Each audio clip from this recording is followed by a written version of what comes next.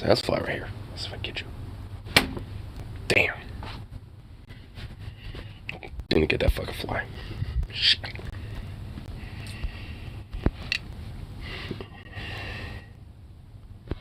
Here, let's see.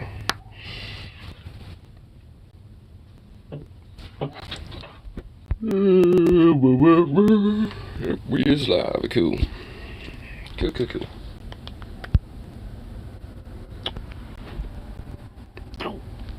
Swoop. Sweet.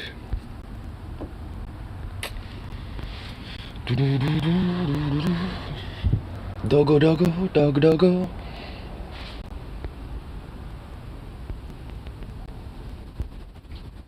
Little doggo. Look at you.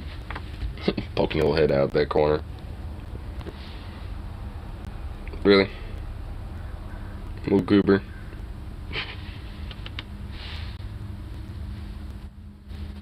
Wow. You suck, dog. Little goof. You little goof.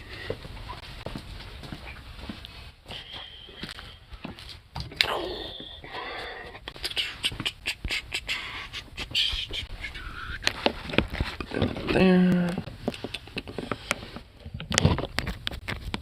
Yep. And I go to the bathroom, I grab the coffee real quick, and all that fun shebang. Oops.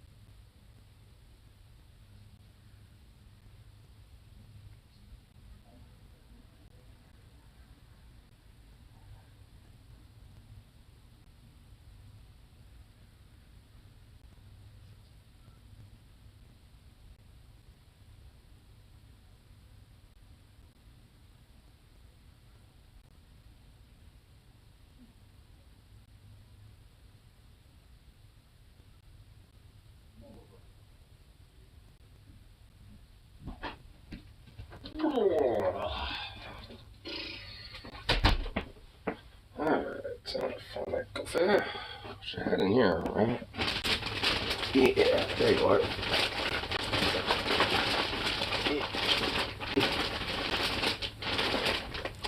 Were you in there? Oh, there you are. Yeah. Come here, bitch. There we go. Yeah. Alright.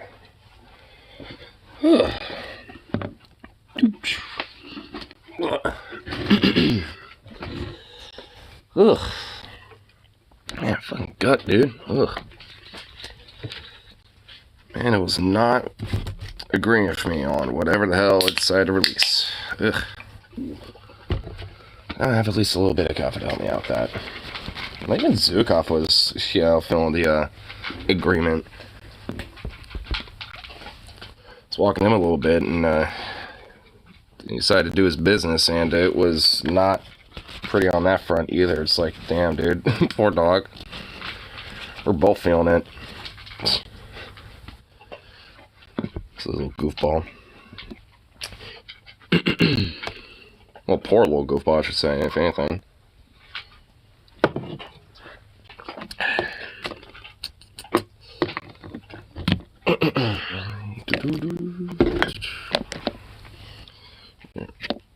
This.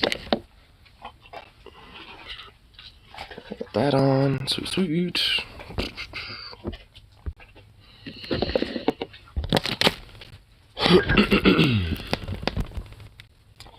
Get some tunes going, bowl loaded, and all that fun shit. Our usual fun little routine for today. There we go. We'll do that.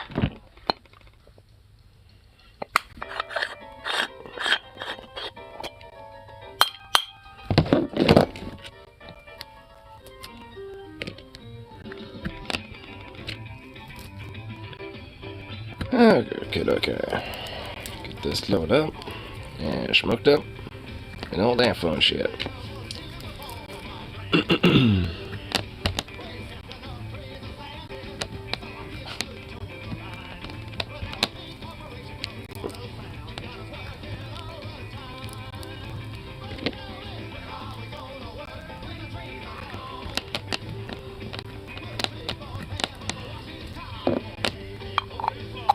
There we go.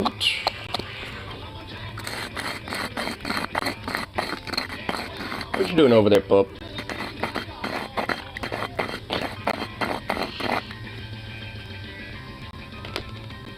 I can't really tell what he's doing. I'm not too sure if I should be okay with it. I think he's doing what cats like to do a lot. Though honestly, I don't blame him. This time around, at least. Poor little dude just was not having a good time today.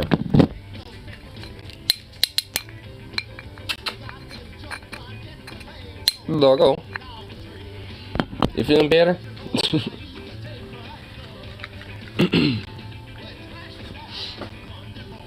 Yeah, it looks like he is, at least. Poor little thing.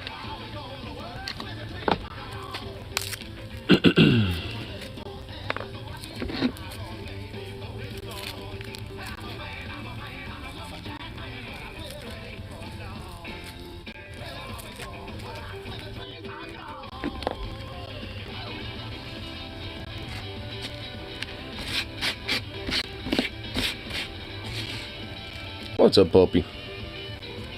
What's up, sweet boy? What's up?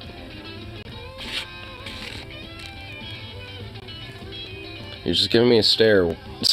Why do you have to, give me the deep stare downs, my dude?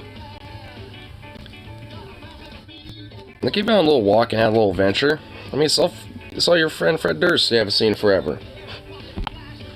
You got a chance to see the old roommate. He came by today because he's got an interview going on at a place that's, kind of near his side of town, but kind of over here a little bit too. So we ended up kicking it, hanging it out for a little bit.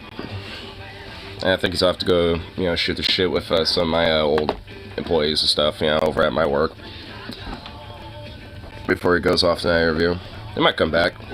Maybe. Doggo. Okay, Zucker. After you can stay there, I'll move around you. Leave it up right in front of the door.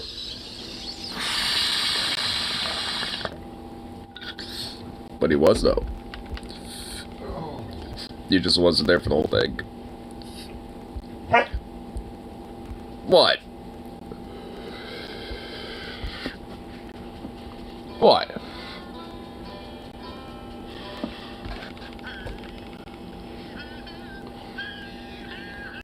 What was that booth about? Hmm?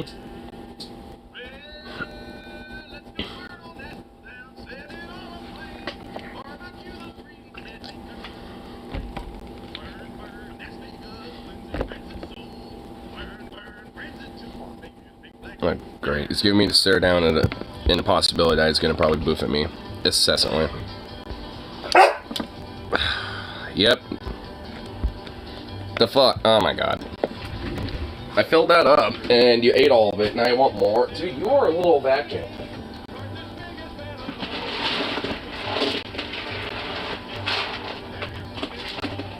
I'm gonna have to start, like, getting you some more dog food now, dude.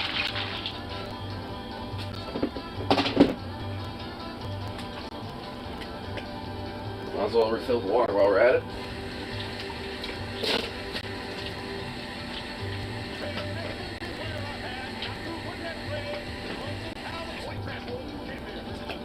There you go.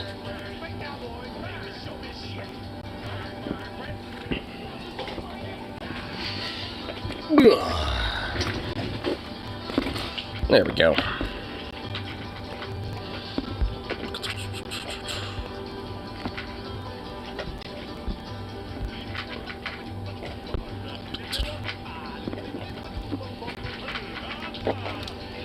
Goofy little mutt. I like now that he'll, like, shut the hell up with that.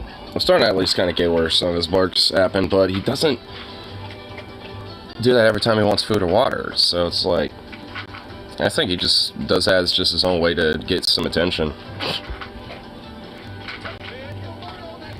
Which is a little annoying, but whatever. What can you do?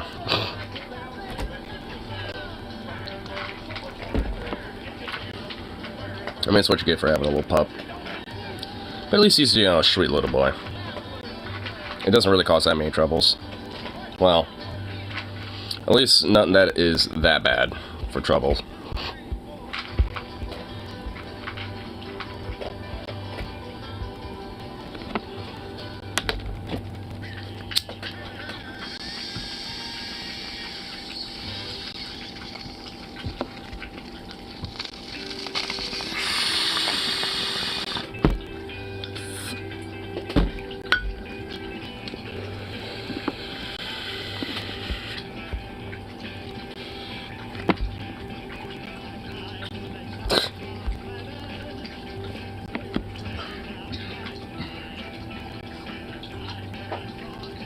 Little goof. You're so loud, dude. When it comes to drinking your water and eating your food, like, man. Has no one ever taught you manners? Little jerk.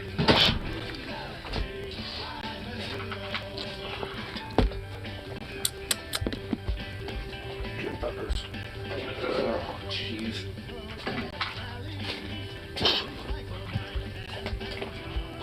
Goofy dog. Having to be in the way of everything. That dog really is, like, fucking, just like a, you know, like, I don't even know, like, he purposely, I think, you know, likes to generally be in the way just so you have to, like, you know, interact with him in some way for him to move.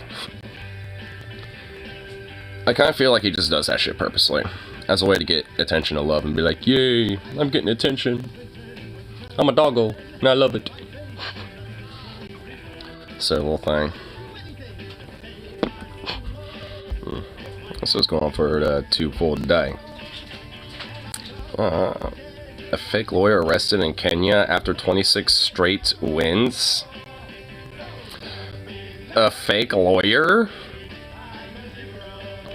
I mean, is he fake if he wins 26 cases in a row?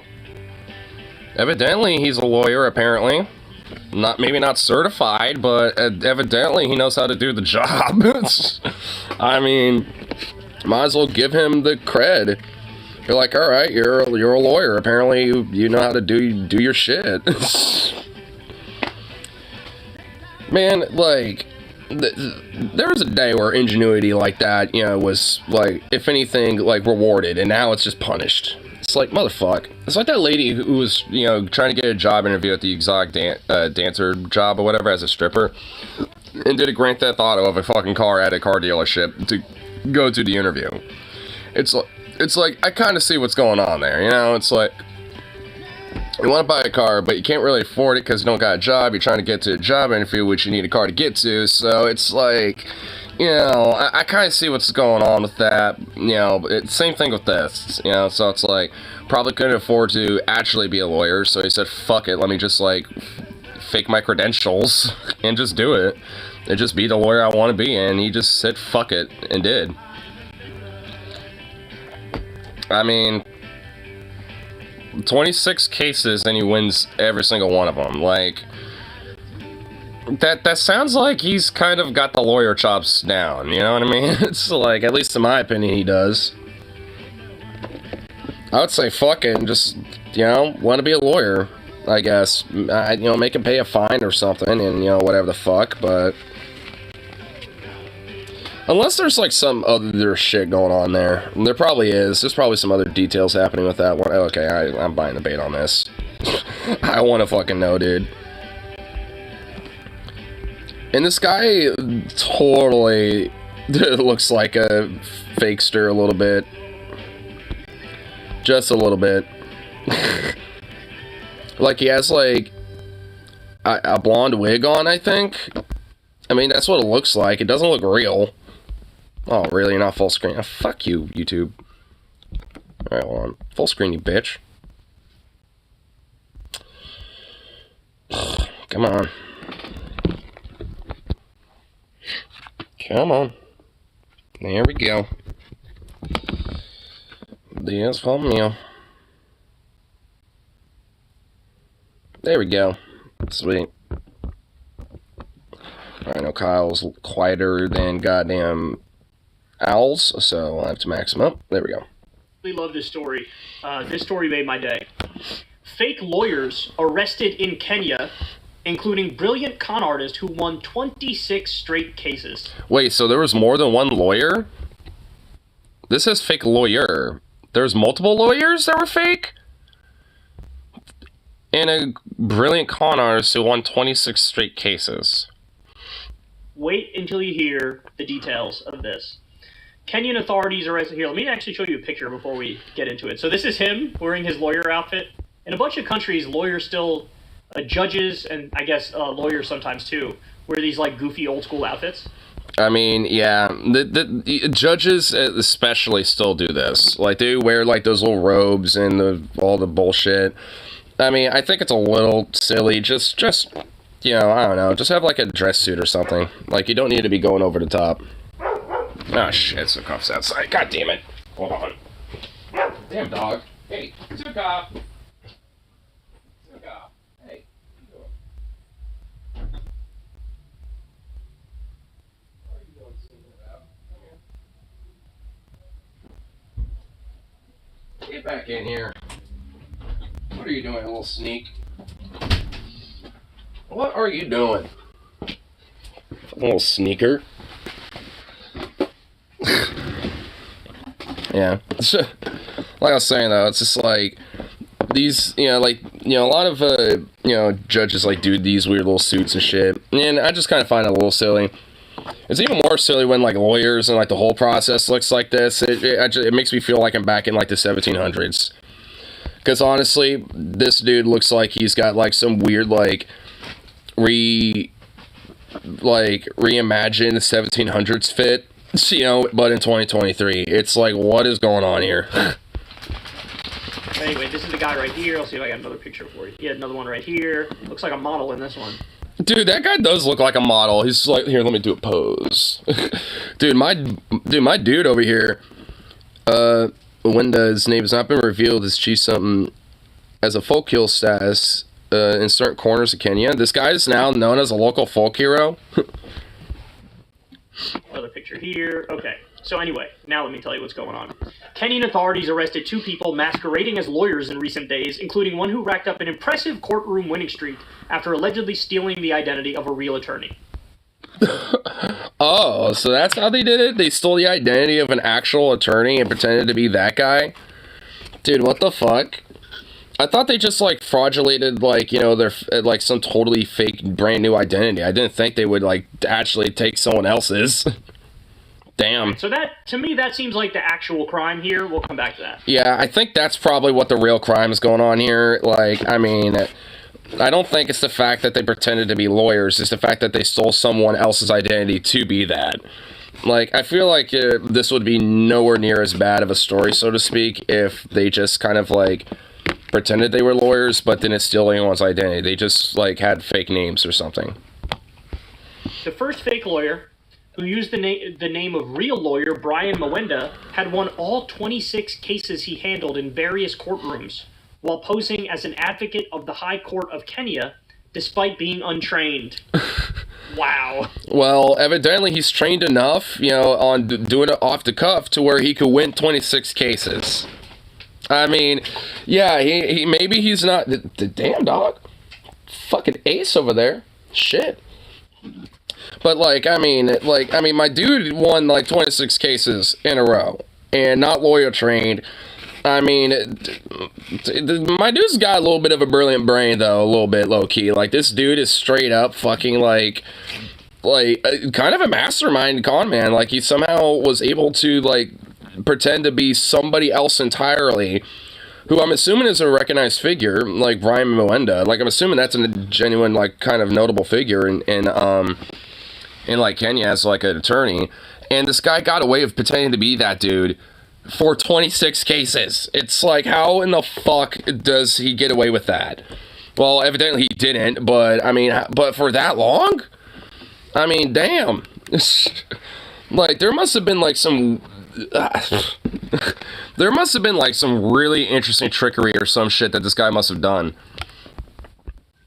The Nigerian Tribune reported Friday, the Law Society of Kenya Nairobi branch rapid action team arrested the con artist attorney after they received tips that he did not have a law license. It has been brought to the attention of the LSK Nairobi branch through the rapid action team that the man has been presenting and conducting himself as an advocate of the High Court of Kenya and a member of LSK Nairobi branch, the group posted on Twitter Friday. Mwenda, whose real name was not revealed, had achieved something of a folk hero status in certain corners of the East African country after the coverage of his ruse elicited everything from outrage to amusement.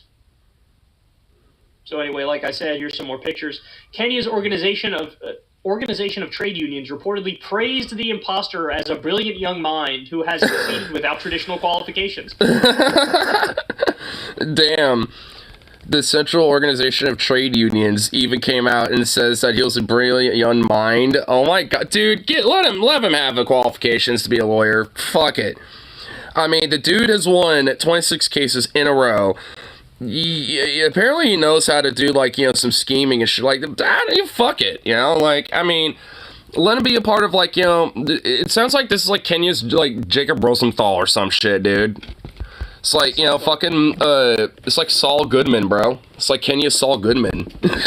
Governor of Nairobi, who was removed from office after being indicted in corruption charges, also offered his support, posting a video with the purported fraudster. In the clip, Sonko called the accused fake lawyers' detractors nincompoops and noted that he's never killed anyone. He's not a terrorist. Well, that's not the charge. The charge isn't that he's a terrorist. Oh my god. He's like, I promise you I am not a terrorist, nor have I killed anyone. It's like, no one's saying that. In fact, it's actually kind of weird that you would just, like, randomly blurt that out. Sonko then gave the alleged imposter a platform to address the public. Quote, I would like to convey my gratitude to the people that are supporting me and praying for me. In the fullness of time, I will be able to clear this misunderstanding. I will also be able to provide my innocence and provide the actual context. the LSK Nairobi branch through the Rapid Action Team and the president of Law Society of Kenya with the support of Capitol Hill police station officers nabbed a notorious masquerader. Anyway. He's not even gonna bother trying to read it. Sharon Atenino Adunya, alias Sharon Atenino Adunya Abade. Okay. The gist of it.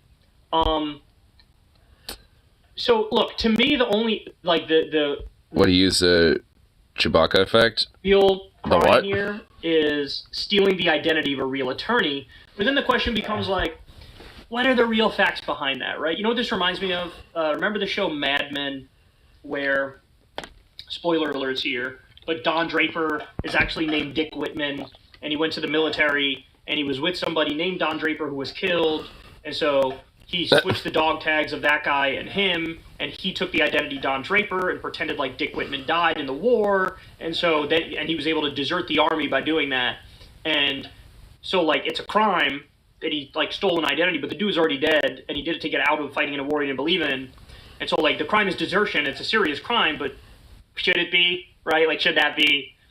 And like, if Yeah, I don't know. I mean, you know, like, I don't think, you know, like a crime like that shouldn't really be that big of a deal. I mean, you know, and also, I guess it depends on the context and when it comes to the whole idea of desertion too, I suppose. But, I mean, like, because if you know, like, if there's, like, you know, a battle or some shit and you just, like, say fuck it and leave, I mean, that's way more serious than if you're just at camp and you're like, you know what, my friend died not too long ago, maybe I could just pretend to be him and get out. You know, use this as a way to get the fuck out or something. You know, like, I mean, it's, you know, different reasonings, I guess, you know. scenario you kind of sympathize with him, right? Like, yeah, I kind of see why you changed your identity. You wanted to get out of there. And it's like, okay, how did you steal homie's identity? Is this a lawyer that passed away that you took his identity? Or is it somebody whose identity you stole and they're actively, like, don't know somebody's going around pretending they're them? Like, what's the backstory there? Because that's the real crime, is the stolen identity thing. That seems unacceptable to me. But I mean, I kind of feel like maybe the dude might have been dead, like the Brian Mwende guy. I'm assuming he probably, you know, I'm thinking, I mean, if he was able to get away with doing it for so long, I'm assuming that has to be the case then. You know, or maybe just like coincidence, you know, it's like he just like made up a name and it just happened to be the name of an actual attorney that was dead at one point. Or maybe that was intentional. I mean, I don't know. Like, either way, I mean, that right there is the crime to me in that one. Beyond that, like, they seem like, you know, they know their lawyer chops, even though they're not technically qualified. So whatever, just let them have their qualification, I guess. Fuck it. Just make sure they don't steal identities. Just make sure they just don't continue to do that. But it also seems more like a one-off too, so. You know, South Park got OJ off. Well, OJ was already, like, you know, gotten off anyway, so, I mean,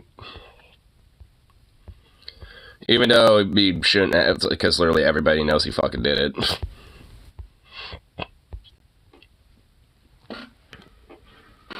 Oh, little goofy doggo.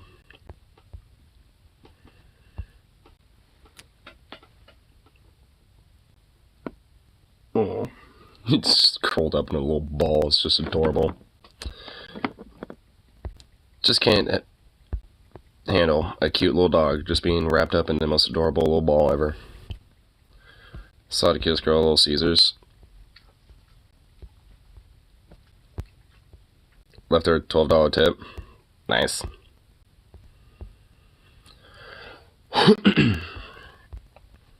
Here. You should kiss my receipt. Oh shit.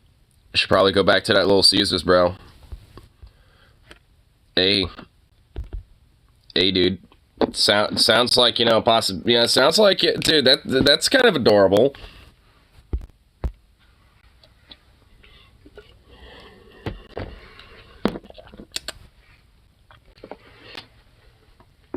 Ugh. Yeah. Wanted to check out this. I actually wanted to look at this yesterday, but we never really did because my friend Tyler showed up. So maybe we could skip around on this now that there's a whole clip about it. Yeah. Now that it's all been compressed down, we don't have to worry about, like, random other bullshit. Yeah. Because honestly, I kind of watched this when it was live, and oh my god, this is hilarious. Shit, I really wanted to get into it last time, but I never really did, so we're doing it now. Fuck it. Because this shit is, it's honestly, at one point, what Vivek says to Anna is actually hilarious. We didn't get to it yet when Tyler showed up, so hopefully we can, find it here and to shotgun pretend didn't notice. Don't be a little bitch. Fucking, go there and be like, just like, hey, I thought, the Kiss Under Sea was kind of cute. Like, you want to hang out sometime? You got a day off? There you go, boom. Because that ain't weird. That's just, being complimentary and just asking to hang out. So there you go, boom. Well, he's like, in God. Come on. Carpenter Brook. Yeah, Carpenter Brook. Why am I bothering talking about it as opposed to legal Okay, I actually remember being around this point, so... He's being charged with a... That's weird in today's society. No, it's not. Like, no, it ain't. Simply complimenting something about somebody, and asking if they want to hang out is not weird.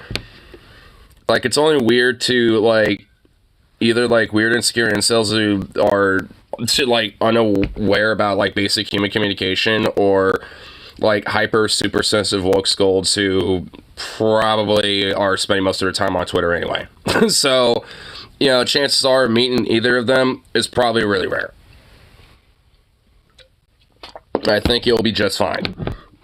Very important. In worst case scenario, she'll be like, oh, well, it's like I don't really have a day available anytime soon, sorry. That's probably the worst that is going to happen, and then it'll be like, oh, okay. Well, it's nice, chatting with you and stuff, or whatever. Like, I mean, there you go, boom. See, like, even in the worst case scenario, it ain't that big of a deal. I don't think she's gonna be like, oh my god, stranger danger, psst, pepper spray! Like, I don't think that's what's gonna happen. Get beat up by her boyfriend. No, it won't. That would, like, not happen. Like, what, her boyfriend's just secretly hiding behind the counter, just, like, waiting for an opportunity? Like, that's not what happens.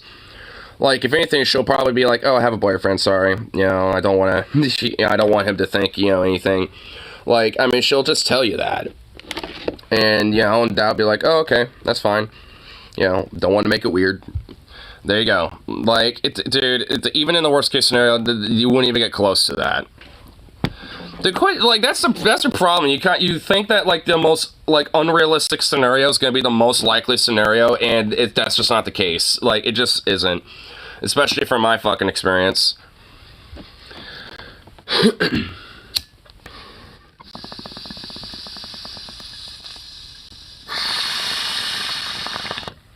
If she has a girlfriend, she'll just tell you she's lesbian. Which I don't think she would do if she's kissing your receipt. Anyway, whatever. Criminal act. Okay, I'm sorry. I'm being extremely Adderall deprived right now. I'm going to calm it down a little bit, okay? I'm going to recenter myself. Okay, I'm back. I'm here again. Okay, I'm back. You get to decide instead of the court system and say, oh, just let him off. Who cares what the evidence is? Because nobody else has been charged under the same set of facts. Because no one else tried to do a coup against America with a fake elector scheme. Do you know what's that? Yeah, like, you get to get away with doing an insurrection because you were the first one to do it. What? Hey, this never happened before, and since there's no precedent set in stone, well, then he's actually innocent. So there you go. You can get away with it. Oh my god, dude. Vivek is such a fucking worm, bro. What? Well, dude, this is clear evidence of, political prosecution pointing at my guy doing all these things for the first time. First place prize? Yeah, true. Second person who's ever been accused of that? We've had contested elections dating back to the late 1800s in this country, and a lot. Yeah, but no one ever did fake elector. Oh my god, that's like, I love how Vivek tries to point to that, and you know what? Yeah. Honestly, contested elections have been going back since fucking Jackson, my dude. Like, Andrew Jackson literally killed his fucking, presidential, opponents. Like, the dude would literally cheat on duels and, like, make it so his opponents would, like, die. Like, literally. Like, I mean, this shit's been going on since pretty much, like, the fucking, like, foundation of the goddamn country, for fuck's sake. Like, I mean, this idea that, like, elections not being contested, until, like, until now being a problem is fucking silly. Like, it's always, been like an issue, in America's history. And the thing is, like, the difference is that in times past, usually, the one who contests the election will be like, all right, well, we, re-looked at the count, we recounted everything, and it still says I lost, so whatever, fuck it, I guess I lost. Like, that's usually what happens. I mean, sometimes they might even jump a little too quick on the gun. Like, with Al Gore, for example, back in 2000, like, he kind of jumped the gun on saying, oh, well, nope, I lost, instead of, like, maybe, being like, hey, no, maybe we should, double check, recount it, one more time just to make sure, so sometimes, like, even the opponent contesting, the results will sometimes even concede before the official recounting is all done and stuff. So, I mean, it's like, it's happened before, and in a way, like, always, will happen to some extent. But the thing is, like, it's never gotten to a point where there's, like, a literal fucking coup and fake electors and all this other shit that get involved. Where, like, they try to regain power even if they know they fucking lost. Like, the closest we ever got to something like that would probably be Watergate, and even then, that's not even remotely comparable. Like, that's spying on your political opponents and trying to blackmail them and all that other shit. It's another level of scummery, but it's not trying to do a fucking coup. You mean Al Snore? Well, yeah, Al Snore. And trying to do a coup, Vivek. So are you saying, because this is really important, because good for the goose is good for the gander. So you're saying Joe Biden on his... Oh my God, I haven't heard that one in a long time. What's good for the goose is good for the gander. I haven't heard that in a long time. Jesus Christ, Jank.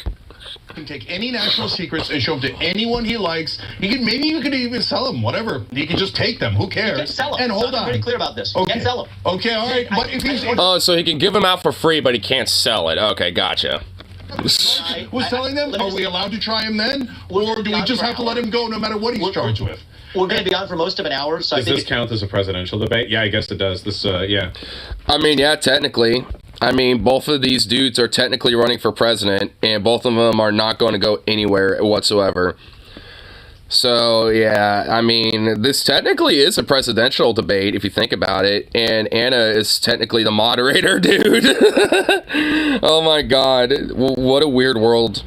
For you to understand something about me, I care about the details. Facts actually matter. I don't care about the details random as well. jousting. And you just implemented a law having to do with political speech of a president and extended it to the actions of the president. If the actions of the president are criminal, he should be held to the same... Excuse me, can you please let me finish my statement? Okay?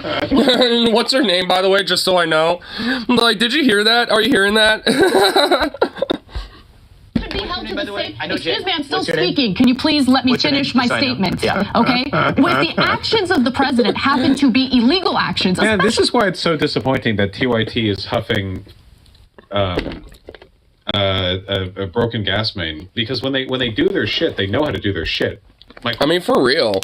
Like, honestly, like, if TYT just kind of kept, like, interviewing right-wingers and this and that and all this other shit and just fucking on them like this is like when they're on their A game.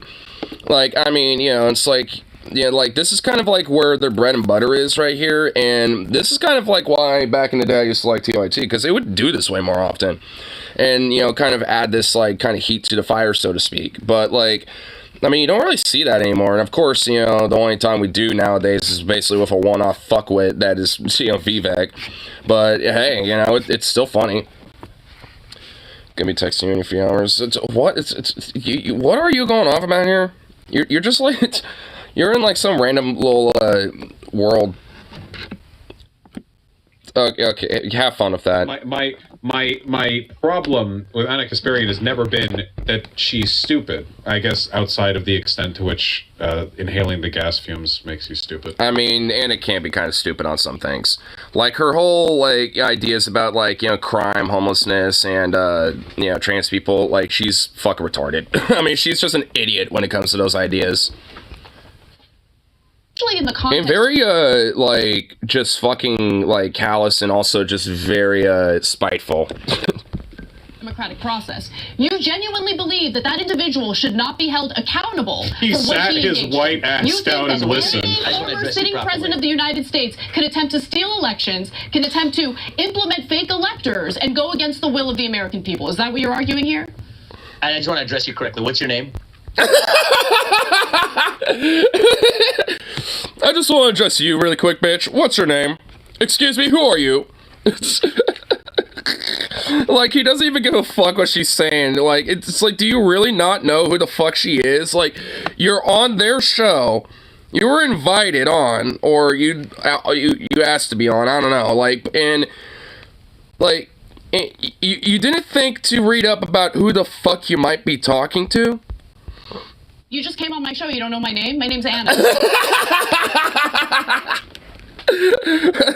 Okay, this is like the rare time where Anna's like smug sassiness is something that I love. See, when she's rubbing that like smug sassiness off of someone like Vivek, it's great. It's awesome.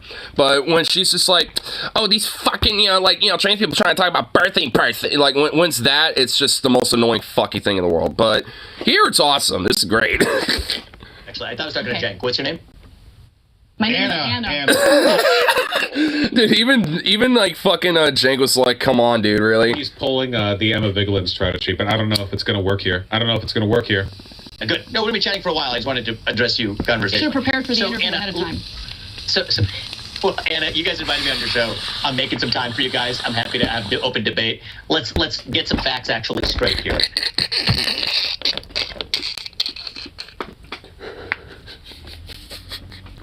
Oh my god, can we do this one more time? Conversation. Should have prepared for the interview Anna, ahead of time.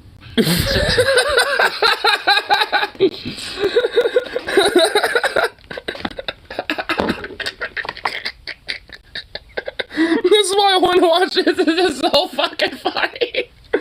Oh my god. Dude, I mean, just like the callous, just like, like, they're like cats playing with a ball of yarn, dude. This is just great. Vivek's the ball of yarn, and you got like two cats just competing on, like, batting it back and forth to each other. You guys invited me on your show. I'm making some time for you guys. I'm happy to have the open debate. Let's look at Vash in the corner. I thought you were detail-oriented. I don't know. Just you're the one.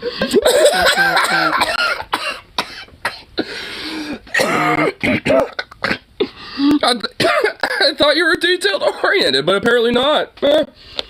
Oh my god, dude. I just love it. Holy shit. Man, like, dude, like the rare times that, TOT will be on point, holy fuck are they on point, honestly, because, man, I'll still give them credit where it's due, because holy shit, this is fucking amazing. Man, I wish there was, like, the full uncut version, but they had them, like, in a playlist full of clips, so this is, like, the first one, and this is the first one, like, this is, like, in the first little, like, 10, 15 minutes of their stupid little, like, conversation, and this is like how Vivek's operating. It's like, oh my god, dude, what an embarrassment. And this guy is trying to basically butter himself up to like like a Trump cabinet position or like a VP position. And it's like, dude, you ain't getting any of that shit. You'll be lucky if you get like fucking Secretary of Commerce or some shit, bro. You'll be lucky if you get like some benign shit like that. Department of like Postal Services or some shit that like that's where you'll be positioned. It's like, all right, I'll just have you be in charge of the USPS. How about that, Vivek? We'll do this to at least get you a little cred. I didn't mean that as a personal affront, and I promise you, and I'm looking forward to getting into substance with you. So the reality is, you're making an assertion that he broke the law. And then everything that you're doing is working backwards, making a legal judgment on a complex legal theory that has never been brought against a defendant in American history. So that's a circular reasoning. It's a circular loop. No, it's not. It literally isn't. Catty bitch. Vivek is being such a catty bitch. No, what he's being here is spineless. I think what you're seeing here is actually can he be both? I mean, a spineless catty bitch. I mean, he could be both. I mean, like, because that's what he's being. He's trying to be, like, this smug little catty bitch, but he's spineless while doing so because, well, he is a spineless little twit. I mean, so, like, I think you could be both, in that case. The fact that his presidential strategy has mostly been sucking Trump's cock. he doesn't really have much experience in the political circuit being directly combative, you know? He loudly enunciates his talking points, which are he literally just has like... I mean, that is actually true. Like, even during the debates, he's always trying to, like, do this whole uni thing, even when people like Mike Pence are fucking on him immensely. Like, he doesn't really have this combative, like, aggressiveness, really. Even here, like, you would think he would be more aggressive in a sense because, like, he's on a progressive left, platform here, so you would think he would be a little more combative, or at least more aggressive, but even here, he's still trying to kind of do this, like, we need to unify the country stuff. Like, he says this multiple times throughout this entire thing.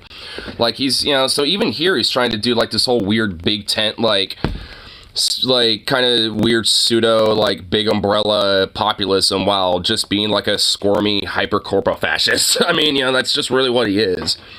But he's just trying to do this weird big tent thing, like, almost like a Clintonite style, like, big tent party thing. And it's like, it ain't gonna work, especially if, like, what you believe in, bro. Like, you have to be, like, some moderate centrist Republican or some shit for that to work, probably. And even then, for someone like you, that wouldn't work. Is having like 15 talking points that he just reads without explaining, like refuses to elaborate, walks away, and he's constantly sucking Trump's cock, as he's wont to do. So I don't actually think he has a well-developed sort of rhetorical strategy for dealing with people directly calling him on his shit. Does that make sense? It says what you're saying. Vivek, we're not making this legal theory. But Vivek, you're going in circles. Hold on, let's be clear. Nope. So we're not making an assertion. No.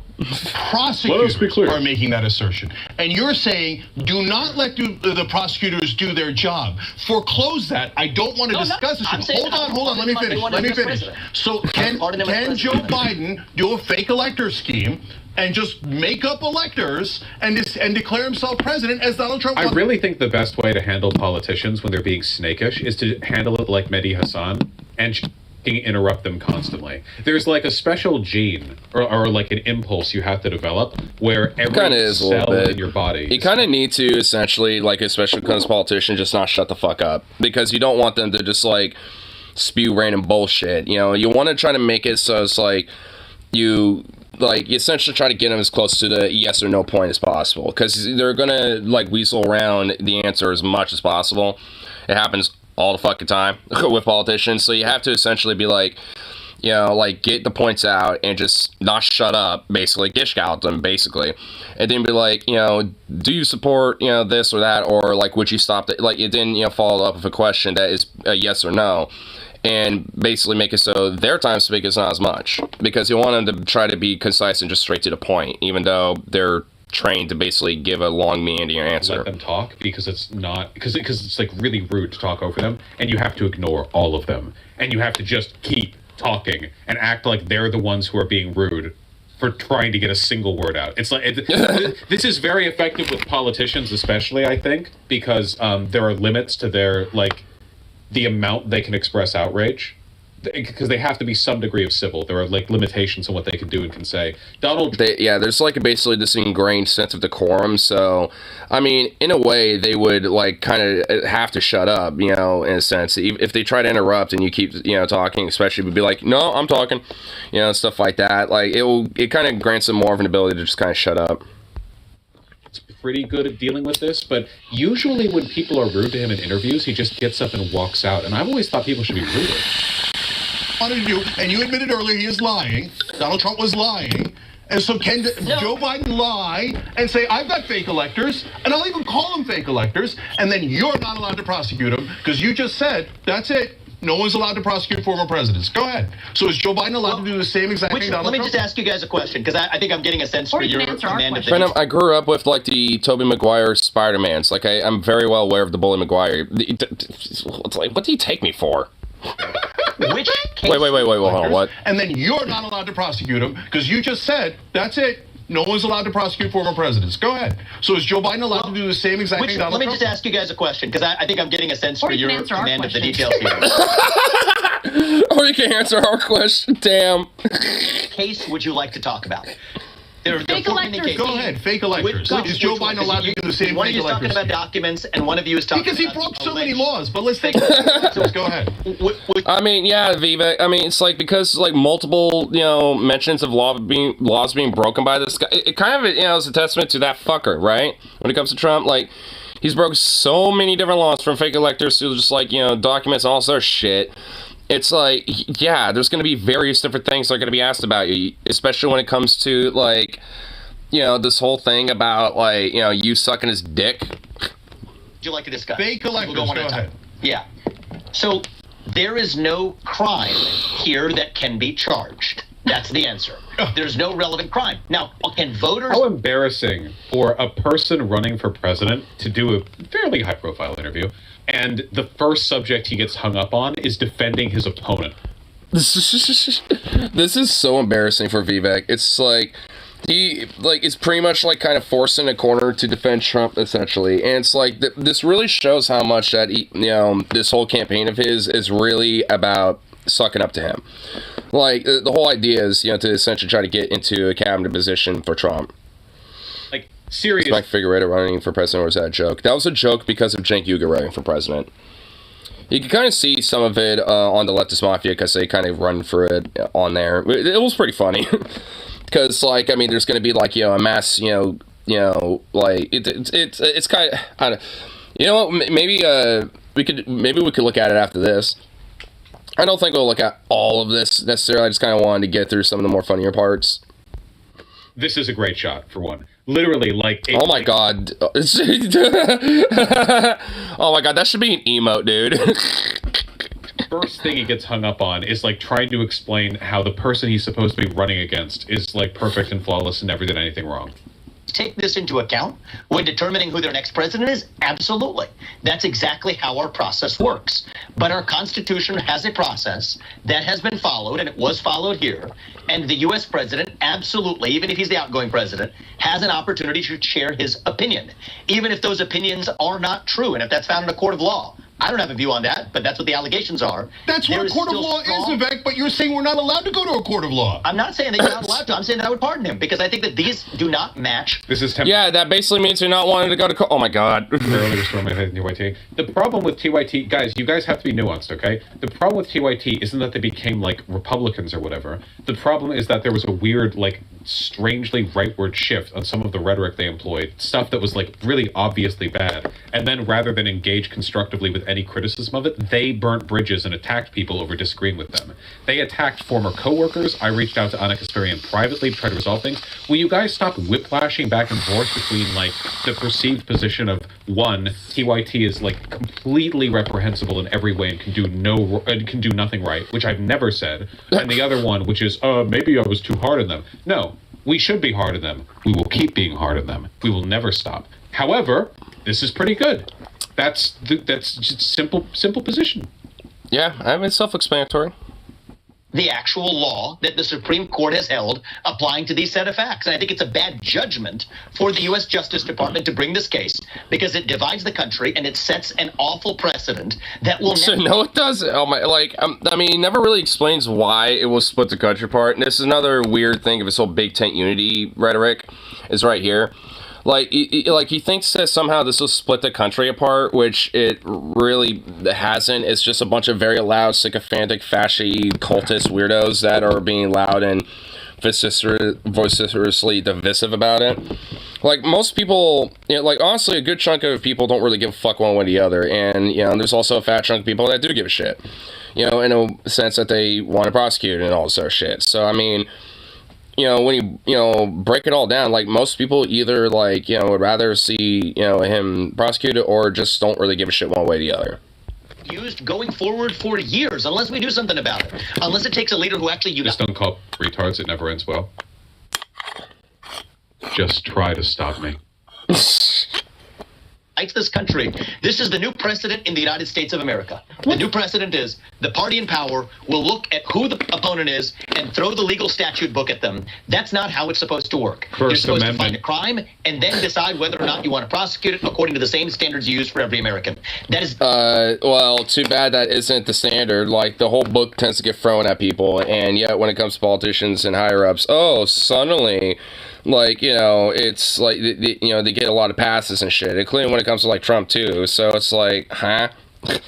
I mean, it's like, I kind of wish that they got the process just like any other American, because if that's the case, then, this motherfucker would probably have, like, the book thrown at him, like, a long time ago. What's happening here? And there is little doubt that if Donald Trump were not running for president, they would not have brought these charges. So I think that if you ask me, does this move towards uniting the country or not? I think it does not. I think it moves towards dividing the country, which is why I have been clear. Even though I'm running against Donald Trump, I would pardon him if I'm elected president, because that will move this nation forward. And I do not think that we should be guided by vengeance and grievance against one man. I do not think that that helps the United States of America. Ford pardoning Nixon, just like country, we do not believe in accountability for political leaders. Again, keep in mind, he is running against Trump here. This person... I honestly think, if anything, pardoning Nixon probably set a precedent for this stupid bullshit more than anything. Like, because then it kind of grants this idea that, like, oh, well, we can, like, potentially, pardon presidents and people in power, for, like, potential crimes, so they can just, like, avoid them entirely, depending on if they have someone favorable in office, like, immediately after them. Like, I mean, that's kind of the whole idea, and that's also a reason why so many of these fucking Republicans are kind of murmuring about that. They never really want to bring up the whole, like, thing with Nixon and Gerald Ford and shit, but they, they do essentially really, if you think about it, heavily imply it. Because the idea is that, like, Gerald Ford was a VP, and then when he became president, he immediately pardoned him.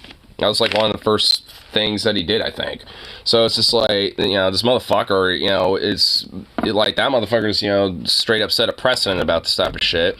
No one really thinks about it, but it's something that, really kind of made it so, people in power, especially presidents, are essentially not held to any form of accountability. When did Mojo Nixon get pardoned? Mojo Nixon? That's a music artist. I mean, when it comes to a Dick Nixon, though, like Richard Nixon, I mean, it was like, what, the 70s or something? Is allegedly supposed to be running against Trump. America. That's why I'm in this race, and that's why I clearly answer your question. You asked me, why would I pardon? That's why I would pardon. And just to be clear, you have absolutely no problem with the Trump campaign implementing fake electors in the state of New Mexico, which had no pending litigation in regard to election fraud. You're okay with that?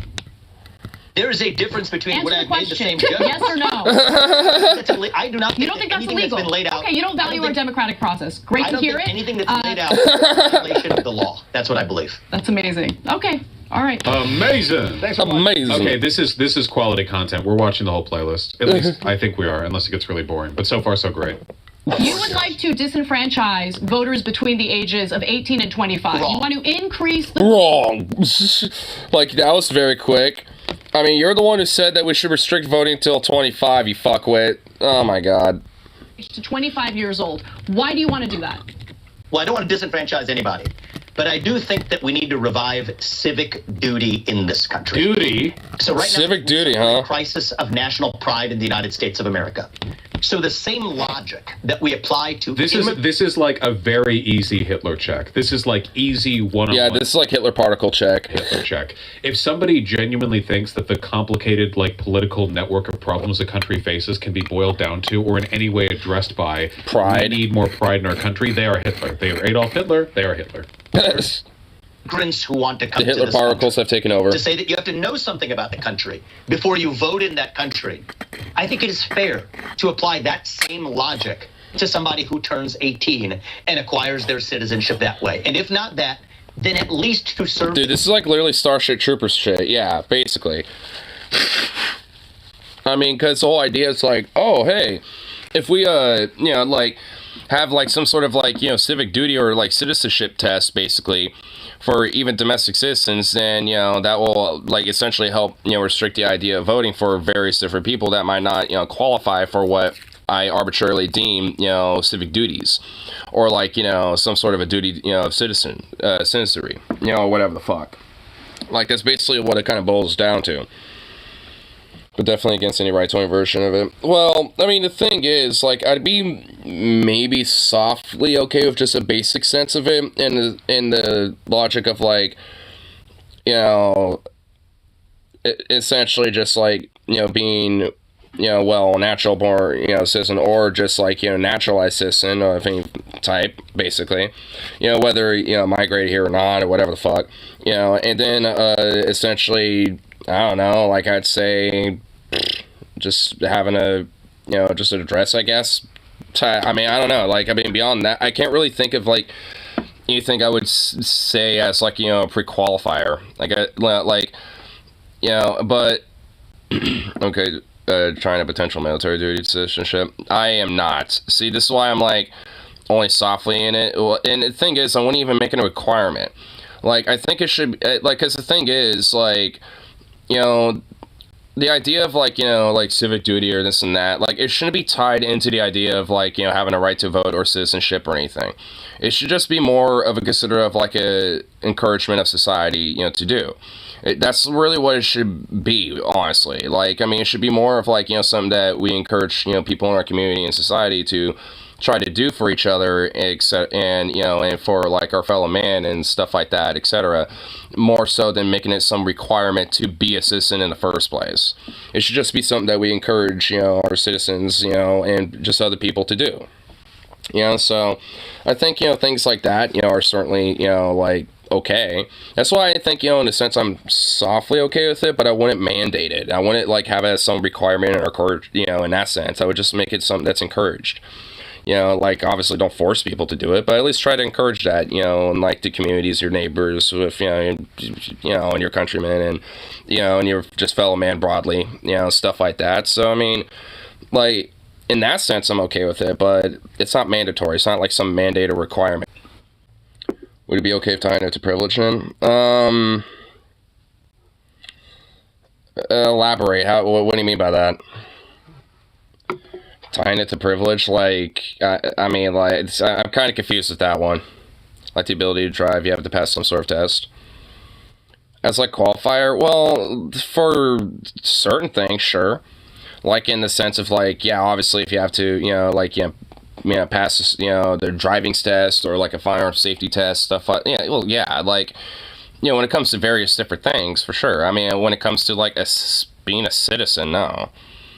I mean, you know, like, just on the virtue of just, like, you know, being, you know, like, a citizen of a country, like, that's just an arbitrary thing. And the thing is, because you don't even really control that. It just is.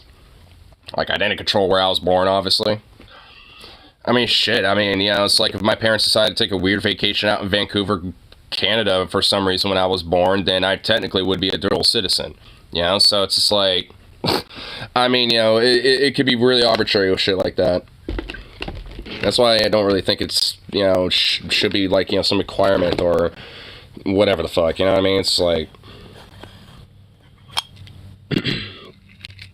I'm actually against open carry. Yeah, old fridge gagu, right, old carry. Yeah, I'm like, the only time I'm kind of okay with open carry is, like, with long rifles and stuff, because it's kind of hard to conceal those. But the thing is, you would have to essentially have, you know, no magazine or ammo in it. You know, unless it's, like, an internal magazine, then just don't have it loaded and have, like, the bolt open or something. Or, like, some sort of lock on the trigger or something like that. Because technically, you know, for example, like, where I live, legally, I could open carry one of my rifles, but I couldn't have, like, a magazine in it, and I would have to have the bolt open. And, like, you know, and all that. Not that I would do that anyway, that's stupid. But I'm just saying, hypothetically, if I wanted to, I could if I wanted. But, you know, I ain't trying to measure my dick out for people, you know what I mean? So I don't give a fuck. Like, I ain't gonna be doing stupid shit like that. Like, the only time I'm having that thing out and about is, like, if I'm going to the range or transporting into the fucking car from my house. Like, that's the only time it's going to be anywhere outside. You know, it's like in transportation to my little redneck range I like to go to, and that's basically it. And honestly, like, as long as there's, like, you know, you pass the test and qualify, like, I mean, a concealed carry, I think, is fine, too. So, like, and honestly, I'd argue that's probably better because, like, I mean, you know, the thing is, like, if people just are, like, willy-nilly just showing their fucking guns around, stuff like that, and get in a fight, they're honestly way more likely to pull that shit out. Even people who conceal carry, they're, you know, honestly, they're less likely to do actual, like, you know, like, pulling that shit out and, you know, shooting first type of shit. I mean, it's not like it doesn't happen, but, I mean, obviously, but, I mean, it's not as likely because, I mean, there's, you know, qualifiers and at least a test that you have to go through to kind of at least show some form of fucking restraint. They don't just, like, give you a concealed carry permit to willy-nilly and shit. So it's like, I mean, that doesn't stop, you know, those problems, obviously, but, I mean, it does kind of at least help mitigate it a little bit. But like I said, I mean, it honestly, to mitigate a lot of those problems, I mean, it's not just, you know, like, making those things stricter, but also just kind of looking at other problems when it comes to gun violence, too. Which includes just a general, like, lack of, you know, restriction of accessibility. Like, you know, maybe those type of yokel chuckle fucks, you know, probably maybe shouldn't have, you know, those firearms in the first place if they're, you know, quickly to just pull it out and, you know, fucking shoot first, ask questions later, because it's like, yee, wow, less cowboy land in their mind.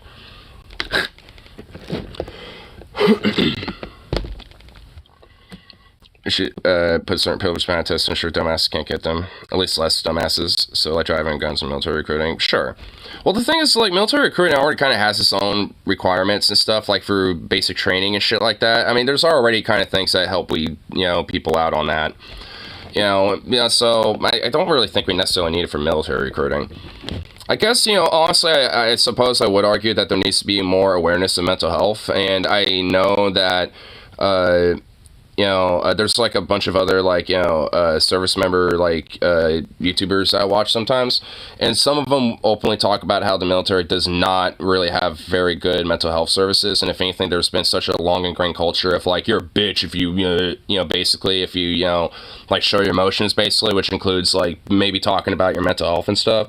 But lately, there's been more advocacy to kind of change that, you know, so, you know, especially because a lot of these, you know, like, you know, veteran or current service member, like, content creators do openly talk about it and, you know, mention how important it is and how that type of culture needs to change. So, I mean, you know, so, like, that would be what I would at least, you know, say is, like, there needs to be more of that going on, because I think that would help, you know, in a way kind of retain, you know, like, you know, their service members, but also, you know, because it actually shows that they kind of still somewhat give a shit about them, you know, because that's kind of the, you know, because another thing I'm, you know, hear a lot is like, oh, I wonder why, you know, the military's having a hard time getting recruits. Oh, because of this, like, there's endless fucking bullshit that they have to go through. And that's just with, like, the, you know, like, just, you know, the kind of the middle line shit. This isn't, you know, just with, like, the MIC contract and all that other shit, even though that shit also directly, you know, will indirectly impact them too.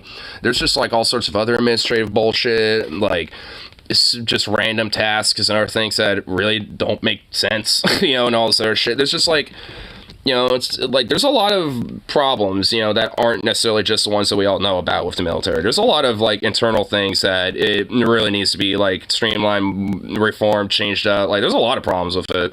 And thank fuck that I never committed to that idea, because back in high school, I was honestly thinking about maybe going, like, Army, National Guard, something like that. I mean, so thank fuck I did not ever commit to that.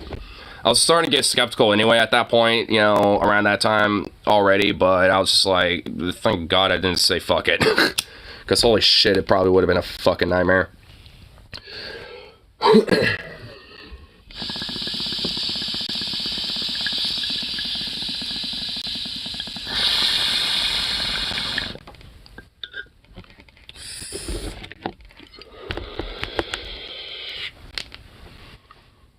But if you ever met females ex-military next to Blackwater, chances are she's been for some shit even by her own side. Oh, yeah, absolutely. If you really want to hear of a camp that's in, I think, Texas, look up Fort Pendleton. And Fort Hood, by the way. Those two places are fucking notorious. And, like, there's a lot of sexual abuse. There's been, like, trafficking that's happened, high rates of suicide. There's a lot of problems with those places. If you want to see some of the internal domestic problems that happen with our military internally, look up those places. They are fucking bad. Like, bad. I mean, if they're notorious even within other service members and people who like get stationed at different bases throughout the U.S. or whatever the fuck, even they will tell you that shit is something different. And a nickname Fort Hood, like the hood of the military, essentially, or like, you know, basically the military's ghetto, because, well, Fort Hood, it is very notoriously bad, so I guess the name checks out. But what are these? After these, we're gonna stop stun locking and get back into Vivek being a bitch. What is it, meow? Cat ownership is hearing a single soft clink from across the house and yell, "Get away from the butter." True. Savvy subject. I know one girl from college who did that, and let's just say if it wasn't for her contract, she could end careers. So she probably has an NDA agreement. Oh, I've seen these before. I like how the car on the moon doesn't really get affected that much. The sun! Jupiter. Honk. Uranus, astronomy aficionado. Yeah, there's been a bunch of videos on stuff like this. Yeah, they weren't landing on a concrete diver, though. Like, they would usually be on ramps and then, like, lift up and then, like, fall down and stuff. Yeah, it wasn't like this, but I've seen videos like this, though. Different little compilations of, like, you know, what gravity will be simulated, you know, and all that. In some minimal way. So if you ask me, are we better off or worse off as a nation if every high school senior has to pass the same civics test that every immigrant has to pass in order to become a voting citizen? This should show one landing on a neutron star. It would probably be like, what, the sun, but 10 times more, like, flattened. Vosh, I fully agree with Vivek. We should restrict voting to those with college degrees. True! Well, then, I mean, Democrats and, like, progressive lefties would probably be winning endlessly forever. But, what about me? I don't have a goddamn fucking college degree. I went for some college, but not, like, goddamn, I guess I have to go back to college. Alright. I'll just get, like, a general studies degree, and then at least I have a degree, so then I can vote. So, yay! Alright. Ironically, yeah, you do that. God damn it. It's like every election, 90 to 10 Democrats sweep across the board. Instantly. Like, we want to restrict political access to education, huh?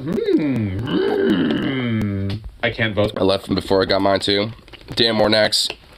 Fuck that shit. Well, guess we'll have to go back to college. Hey, let's just take some classes, PCC, get our general studies degree, and there we go. Easy W. Then we got our votes again. I mean, yeah, dude, I mean, realistically, though, kayfabe aside, I mean, fuck any form of, like, voter restrictions. I mean, if we wanted to play their game, though, when it comes to Republicans about this, then, hey, you know, I'd say fuck it. Like, leave voting to the intelligentsia. Anyone with a college degree can vote. You know, it's like, and if you get a high school degree, then you might have to pay, like, $100 fee or something. I don't know. There you go. Like, I mean, it's like... So, I don't know. I mean, at least as a tactic to be like, hey, you like, you know, to try to restrict voting this way? Well, what about this, huh? You know, it's like as a flex, not as like an actual, like, let's literally pass it, but at least as a way to, like, you know, show the hypocrisy and shit. Like, one of those type of bills. I mean, I'd be in favor of it in that way. I mean, I wouldn't actually want it to go through, but I would at least, you know, use it as a way to fuck on them. Be like, hey, if you want to, you know, restrict voting in this way, then, well, why don't we do it with this? Oh, you got a problem with that? Then, you know what? Then, you know, that's why we got a problem with your bullshit. So shut the fuck up. Like, I mean, just call them out with it. Don't worry, I could. Yeah, that'd be pretty good. Obviously, the only reason you would actually want... But really, what is reality? True, though. The test should be, are your views in line with reality? Yeah. I mean, it should basically just be like, hey, do you know what Earth is? It's like, do you know the general basic idea of the concept of Earth and your place on it? It's like, yes, I'm a human being on Earth that is in our solar system, and we all exist here. There you go. Boom. I'll accept that answer. Where do you think humans come from? Adam and Eve, brother. Yeah, no. Of a mandatory citizenship test that would enfranchise you, the only like actual practical consequence of that would be that poor people are less likely to be able to vote. That's it. Like that is it. That's it.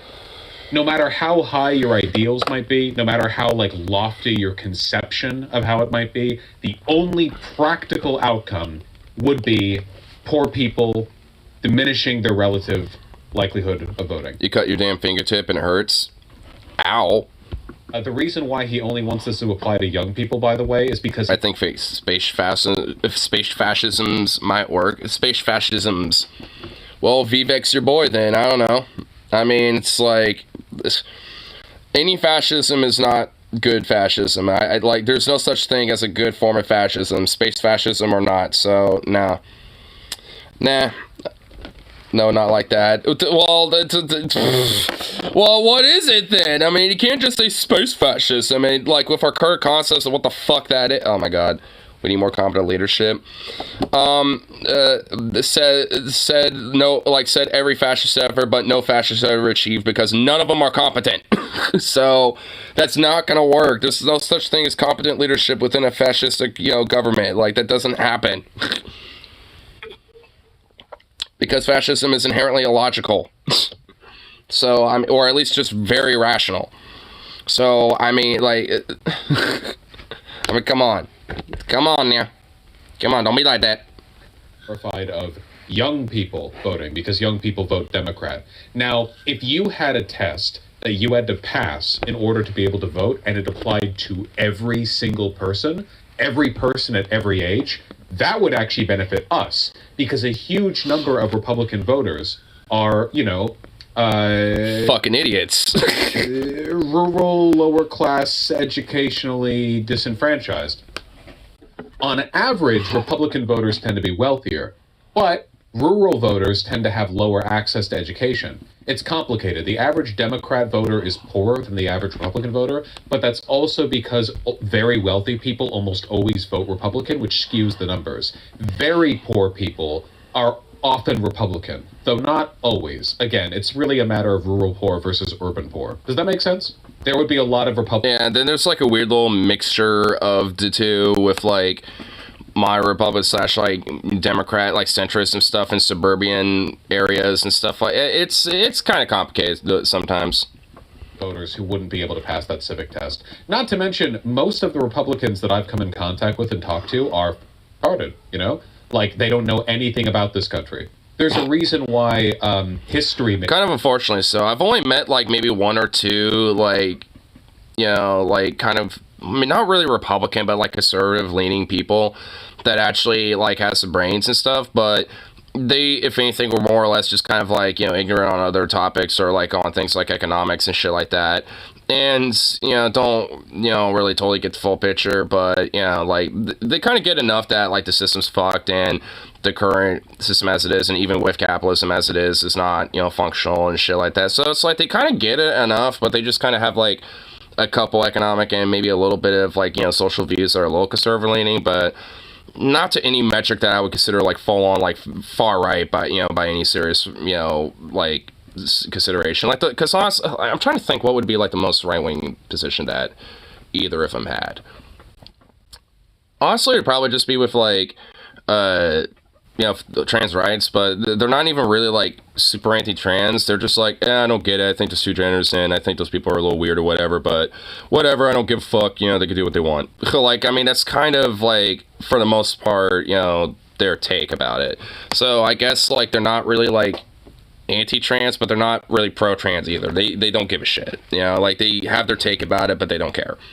Which is better than being overtly transphobic and shit. I mean, the thing is, they might say some, like, some slurs here and there, like, whatever the fuck, but I don't think it's, like, out of, like, some inherent phobia or some shit. I think it's just because they just don't care. It's not, something that they just don't give a shit about. Which I could see and get, but it's like, okay. I mean, at least they're not, like, talking about how they need to be, like, stopped and, they're grooming people and all sort of shit. At least they're not that far gone about it, so it's like, alright, well, whatever. I can at least kind of take the soft W, for what it is. news. And also, I think a lot of it is probably because, like different conversations I've had with them too, because obviously me being pretty, like woke, so to speak, I guess, or whatever the fuck, pretty left, like, we've definitely had various different conversations, including about, like, trans people and stuff, where, I think, that probably is what helped, kind of maybe, like, shift their positions on some things a little bit, if, like, not all the way, but at least, like, little bits here and there. Which I think, is part of the whole, like, contact theory of things, when, like, like, especially when there's, like, such commonalities on so many other issues, but, even though there's these little differences, even if they might be pretty significant, like, there's a lot more of a bridge to be able to have, a conversation, have seeds planted about those type of things. Even if it doesn't, like, go all the way to, like, being, like, pro-trans woke, whatever the fuck, you know what I mean? Like, it's something where, they might not really give as much of a shit about it anymore, but still might, be a little raunchy about it here and there. Are the most Democrat-leaning college majors in existence. Like, that is the major with the most Democrats proportionally. So, yeah, I don't think conservatives would do very well with civics tests either. Yeah. They would say, like, communists wrote this test because they would be asked, like, questions about slavery or whatever, and they'd be like, what? Slavery? What the fuck? Like, God damn it, what are these communists trying to propagandize our shit? Slaves? Also, blacks had it good back then, I think that will make our country stronger. I think that will make our country more united. I think that will make our voting populace more informed, people more proud to be an American. There was a 10-year-old girl. I remember having this convo with Charlie Kirk, too, where he kept insisting that the purpose of education is to instill in people a sense of pride in their country, which is, like, the most Hitlerite shit imaginable. Like, I mean, why? Like, I just hate how, like, conservatives are so weird about that shit. Because in a weird way, I'm not even inherently against the idea of being, like, prideful about where you live and stuff, being like, yeah, I like living here because of, the good things that we got, and stuff like that. I mean, in a way, I kind of feel that way for where I live, in a sense. Maybe not strongly, but because I don't have, like, some inherent national, regional pride in that sense. It's just, like, of a lot of the results that, I see that are actually good, and think, oh, this is awesome, so, like, on a soft level, I kind of see it, but it's because of, like, of just the fact that there are actually, like, good things that happen, like, having revitalized infrastructure, or, like, different housing that's been built up, and all this other shit that makes it, the place more livable, and makes it more, broadly, feasible material to, live here. It makes the economy grow, and it makes our town grow, and, and all that type of shit. Like, and that's something that I would argue, it's like, yeah, that's something to be, kind of, prideful of, in a sense, and because a lot of it is the results of people that I voted for, in a sense, and because of, the shared ideas that, those people had that I wanted to, see our town, move forward to. Not everything got, necessarily done in the way that I would, say is the most, like, absolute best perfect way for it, but it got, close to that, and, and a lot of that's still continuing on, right, as things go on. So it's like, it's one of those things where it's like, in that type of sense, I think it's fine. Like, I mean, like, for example, like, if our country was able to get, like, universal healthcare, like a massive federal, like, high-speed rail project, and revitalization of infrastructure and all this other shit, like, then I could say, hey, there's something that we can take a little national pride for, in that sense. I mean, or at least just some level of pride too. But the thing is, we don't.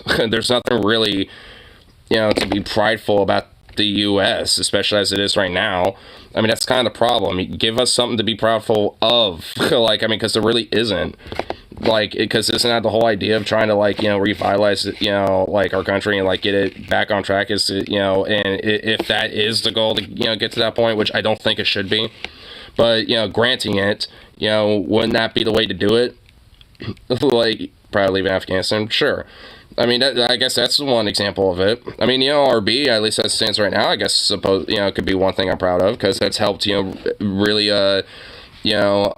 push for a lot of the rise of labor that we've been seeing. It's because of the current NLRB. So, I mean, there's that. I mean, so I guess there are maybe some things, but they're not inherent of the country. Like, I mean, necessarily. I mean, it's just because of different things that are in it. And the thing is, those type of things aren't just in our own country either. Like, to me, I'm kind of prideful when I see that anywhere. Like, when the French are doing it, when it comes to, Iranians doing it when they had a lot of trade unionists and fighting alongside feminists, during their little revolution that they had. All sort of shit. There's a lot of things that, I kind of, can see a sense of pride of, and that's just outside of my own country, because to me, those type of ideas should really be transcended, from, borders and from, countries. Why don't we just be proud of our fellow man, you know what I mean, for what they might do and what they're capable of, even outside of our own fucking borders. Because realistically, we shouldn't really, have borders. We should be, more unified. We should, globalize more. It's because I think we'd be better off, if we actually, unified and actually try to work together more globally. In Iowa last week, having heard of this policy and some of the criticisms from the left and otherwise, she printed out the 100-question test. She scored 100. That is literally the purpose of the Hitler Youth. No joke. The first thing the Nazis did with regards to public education was they restructured it to be about national pride, and they created the Hitlerjugend to get 5-year-olds running around with their own little Luger pistols, screeching about how the Aryan race used to be 12 feet tall or whatever. Yeah. 60% is a passing score. If a 10-year-old girl in Iowa can do it, yes, every high school senior can and should too. And that's not a Republican idea or a Democrat idea. Now, I personally believe that voting rates amongst young Americans will actually skyrocket once we revive that sense of civic pride and civic duty. He's completely lying here. This is just bullshit. The only purpose of this policy is to make it so less young people vote. That's it. I also favor making Election Day a national holiday. We should make I'm okay with that. So, that's actually the broken clock right twice a day, position right there. Yeah, I do think, Election Day should be a national holiday, and you should be able to have that day off, so you can, go out and vote if you need to. Country, or if you want. Ritual, that it should mean something. A civic ritual? What the hell?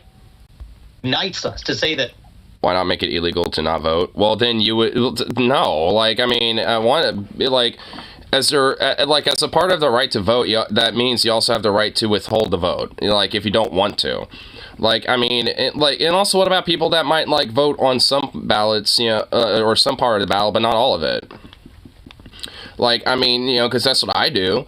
Sometimes, I don't fill out everything on a ballot when I turn it in because I'm, don't feel satisfied or adequate enough with the, with who's on there, So sometimes, that happens. I don't, where I might feel maybe over half of it, but maybe 1 or 2 aren't, or some shit. In Australia, it's illegal to not vote, and I think that's just a little dumb. It shouldn't be illegal. It should just be encouraged, and, and honestly, on top of having a national holiday, there should also be at least an optional vote in by mail, so you can have, that delivered to you 2 weeks in advance, then you can turn in up, from any time from then up till Election Day or some shit, and then, just do it that way. To me, I think it, it's pretty self-explanatory how to make it so you can get more people to vote without having to make it, some sort of fine, if you don't.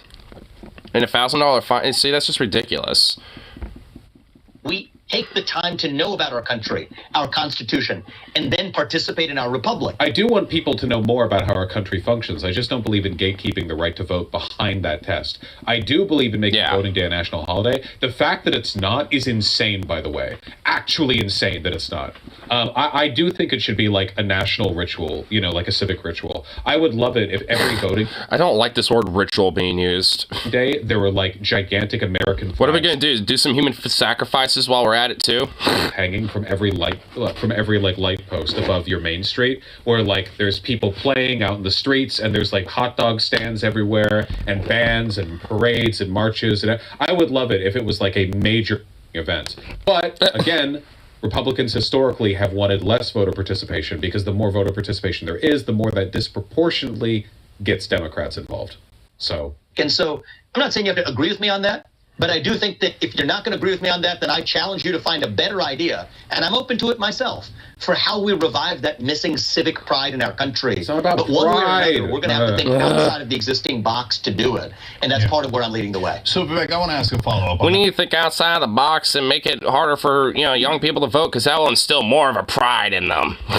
Apparently, somehow. I discussed on the show before, I think that after people leave high school, they can go to the military. The idea that like the most powerful country in the world has its voting day on, it can just be on a fucking day, and it's like you worked a double shift and like, oh, you get off work at 8 p.m. that day. Sorry, you can't vote. Like, yeah, you could have done a mail-in vote, but Republicans want to make mail-in voting illegal.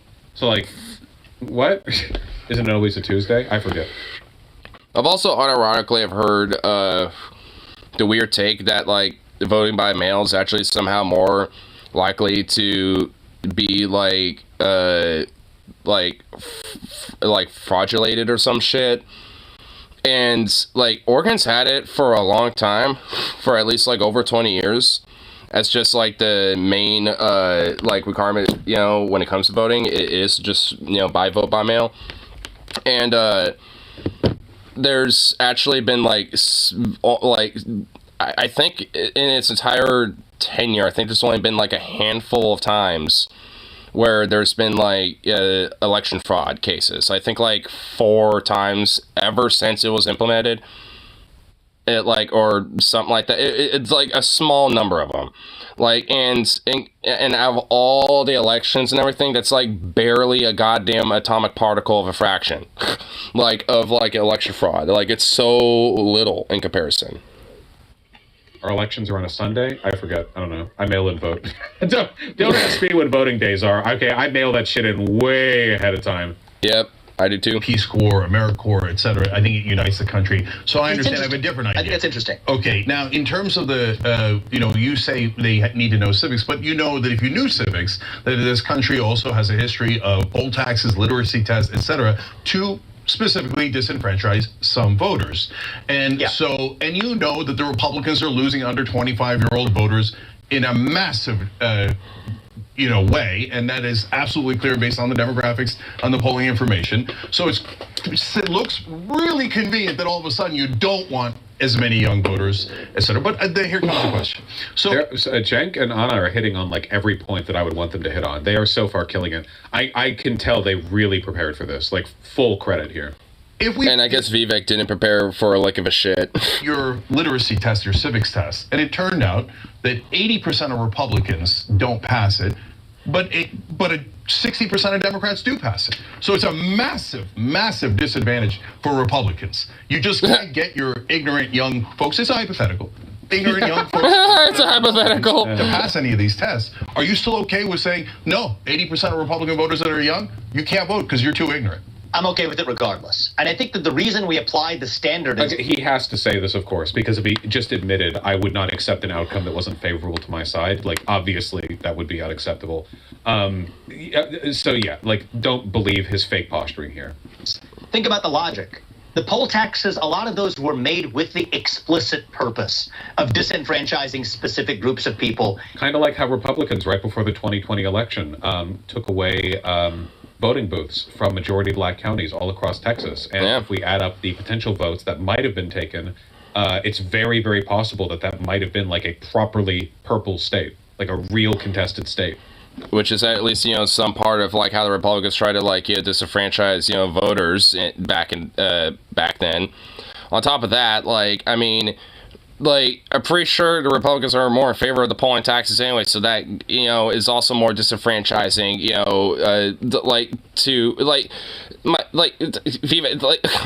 you're trying to make this point thinking that, goddamn fucking, Democrats are doing this shit? What the fuck? Drop-off boxes, yeah. At a point in our national history when we were coming off of some inequitable treatment, historically, in the eyes of the law. Thankfully, we've moved forward this country many decades past where we were even in the civil rights movement. Now, today, I will remind you, there's a reason why we require every immigrant to this country to know those things before they vote. That's a good thing, by the way. I think that's important. But that same logic... I actually don't think so. I think that's unfair. If who are born here get to vote just by virtue of their moms squatting in a bathtub and shitting them out, like in here. Immigrants shouldn't have to spend 20 years waiting and then passing history test. You know, whatever process for immigration we have, like the idea that immigrants have to demonstrate a higher understanding of our civic process than domestic citizens is really weird to me. It doesn't seem fair.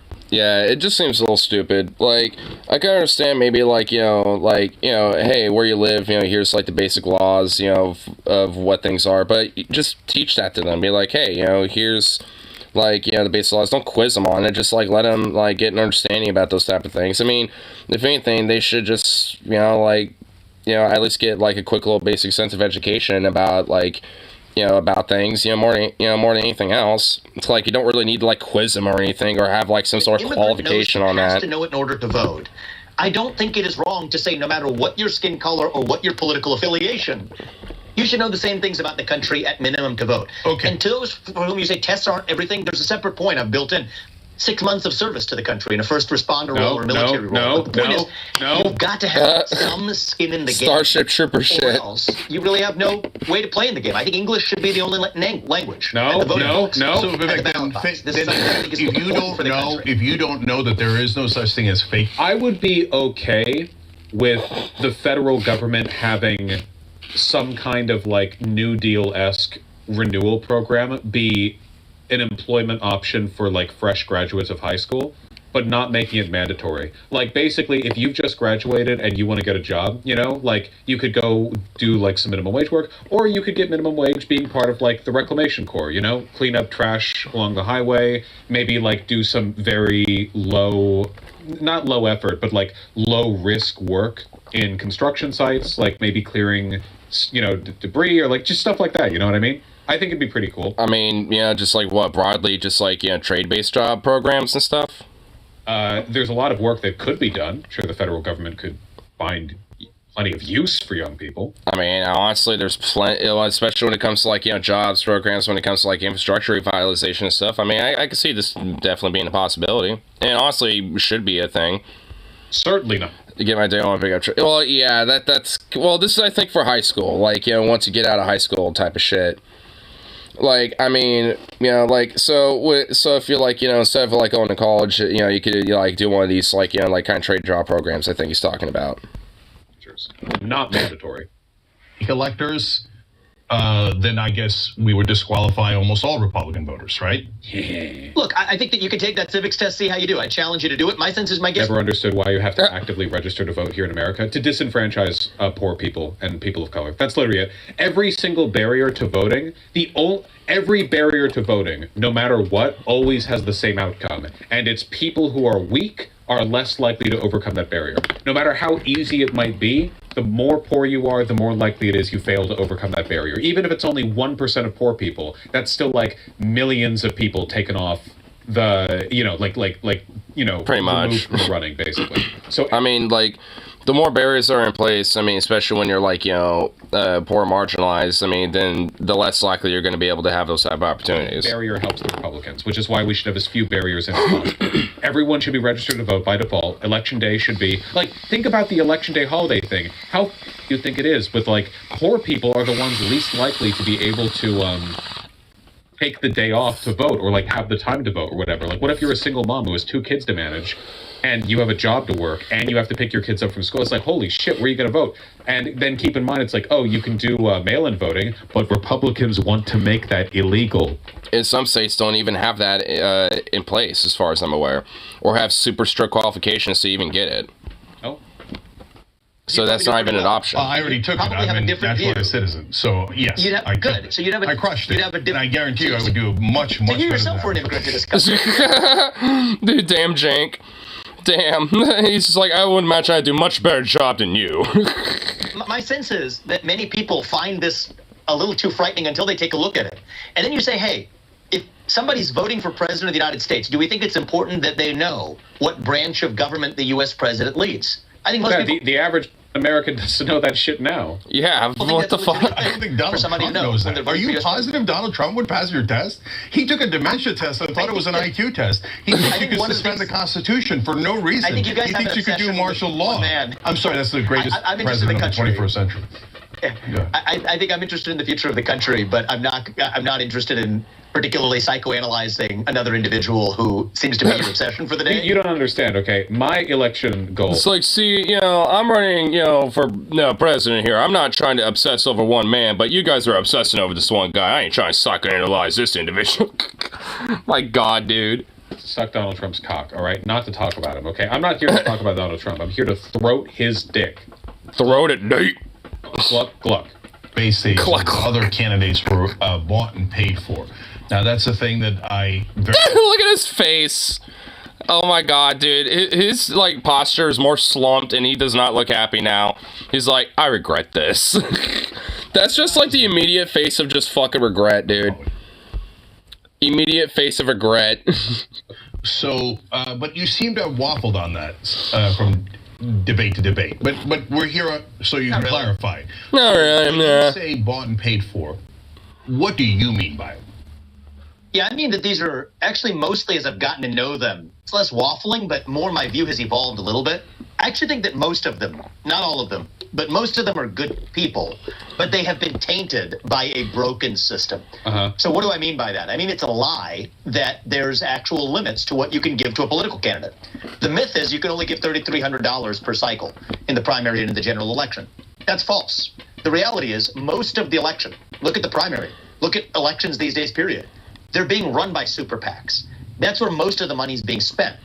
And big donors can give... Reminder, if you're watching this, that if you type !Alabama into chat, you can see the link, progress.win/Vosh-Swain, and you can go and sign up with Progressive Victory to Phone Bank, which is very easy and fun, and everyone loves it, and you'll have a great time. And you can get random show for Alabama. First trans state rep elected in the state of Alabama in a quick special. Make Alabama trans, baby. Let's do it. Election. Guys, the results for this primary they're going to be in just 1 week, actually 6 days from now. So we have 6 days. Which I'm assuming would probably be okay, Venom, that doesn't happen here. That happens in his chat. I don't have no bots. That doesn't work here. And I don't think there's any way to, show it here anyway. I'm sure it's in here somewhere. I'm not going to vote. Well, you can phone bank, make other people vote. State election as a group of, at least in my case, coastal elites, sticking our fat cat hand into the affairs of local Alabama politics to say, yes, to trans rights and thriving, when it comes to that shit, because fuck you. How about that, Alabama? Oh, come on, Vandy. You ain't going to let that be your last little hoorah in Alabama. You're not going to leave a mark. You're not going to leave your mark, bro.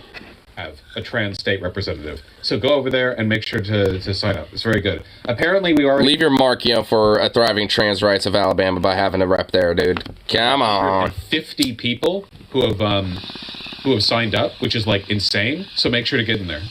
Limited money to super PACs. And even though those super PACs are basically running the campaigns, that's corrupt. And so I think it is a lie that you should take a dump on the state capitol. The system, $66 in Minecraft is a limit. That's a lot of money to most people in the country, and fair enough. We love our giga passwords. Control a politician with $6,600. That's why we have that limit. And yet, what you actually have is the real system that does control the politicians, which are the super PACs. But flying to Alabama from Amsterdam is too far, Voosh. Good thing it's phone banking then. Phone lines travel very quickly. Information. Technically, these independent agencies or these independent entities that are spending that money, but they're not really independent when the candidates themselves show up at the fundraisers hosted by the super PACs, regularly talk to donors on speed dial who are giving to those super PACs, turns the politicians into circus monkeys. And is the circus monkey a bad monkey? No, it's not. It's just doing what it's supposed to do. Monkey. Monkey. Monkey do what it monkey do. Monkey see what got a monkey do. What the fuck? As its master tells it to jump.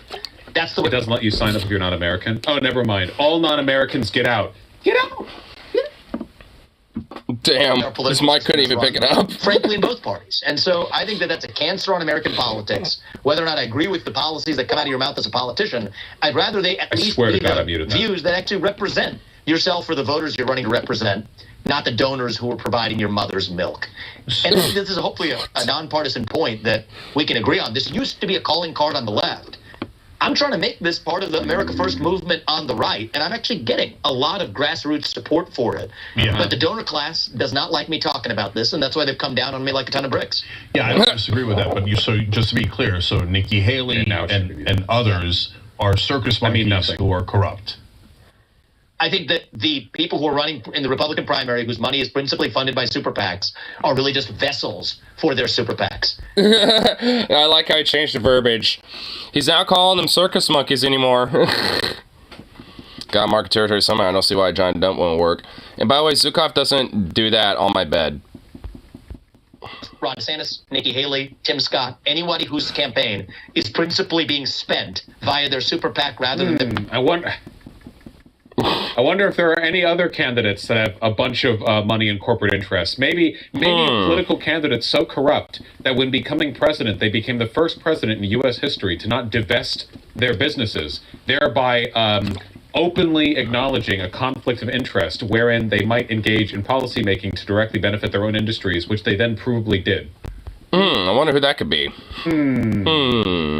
Their campaign. It's just a fact. That's the way it works. You used stronger language about this, which I agreed with during your interview with Sean Hannity. I want to give the audience a little snippet of what you had to say. We'll take a look. Why would you accuse Nikki Haley of being corrupt? I don't believe that somebody should be able to be the next commander-in-chief if they have monetized their time in government, going from being in debt to making $8 million through military contracting businesses, through service on the board of Boeing. Frankly, it is shameful for somebody to be collecting stock options from corporate boards while they're running for U.S. president. Totally agree with you 1,000% on that, and I commend you for bringing the issue of corruption and legalized bribery to the front of the GOP primary debates. I do have to ask, though, one of the issues that was reported on widely during the Trump administration was how he was directing official government business to Trump properties and then inflating the price. What, you do the same if you were like the Vuvuzela? Well, yeah, like the fermented Vuvuzela curry fuckwad over there is gonna, like, this weird, absurd, corrupt little corporal fascist ball of, like, shit is going to, like, you know, do the exact same. He like, literally is doing the exact same shit. It's like, come on.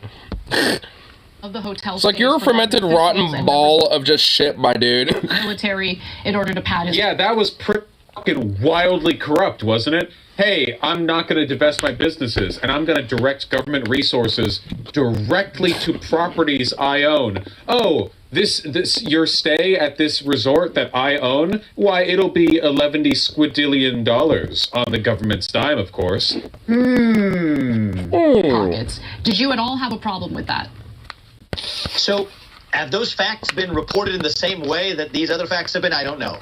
My question, though, and my answer is, I don't care if you're Republican or Democrat, you should not use your government connections to make money, period. And so what does that mean? 10-year ban on lobbying? I favor it. If you leave the government, you should not be able to lobby the government for more than 10 years. Bans on trading individual stocks. I don't disagree. A member of Congress or anybody else that has information that could move those stocks. That builds public trust. You shouldn't be trading stocks. You know he wouldn't do anything about it, though. Leader or congressman or what about failing to divest your businesses? Regulating an industry. If you're regulating an industry, should you be able to join the board of a company in that industry? That was the Nikki Haley example I referenced. She did a special deal for Boeing. I'm mentioning that professional business stuff. Later goes on to join the board of Boeing, a defense contractor. Is on the UN, uses connections to generate a lot of military-industrial complex connections. Her family then goes it's like Matt Gaetz. Well, he's not running for president. To start a military. Republican voters do actually support the anti-corruption. Yeah, everyone supports anti-corruption concept. There's no human on earth who's like, yeah, I'm for the pro. Oh yeah, this anti-corruption stuff. Fuck that shit. Ticket. That's not a real thing, you know. The problem is that Republicans then vote for the most corrupt dipshits in the universe, like right after that, you know? It's like asking a person whether or not they support bad things. Like, no one's going to say that. Except for the Greeks? Yeah, except for the Greeks, I guess. Here's the PAC helping Vivek. Yeah, a lot of Vivek's money is independent, though, but it's because he, like, defrauded the investors. Yeah, so he has at least, like, a few American little PACs. Exceptionalism PAC. Nice. Wow, America Accept... Ugh. Wow, what a name.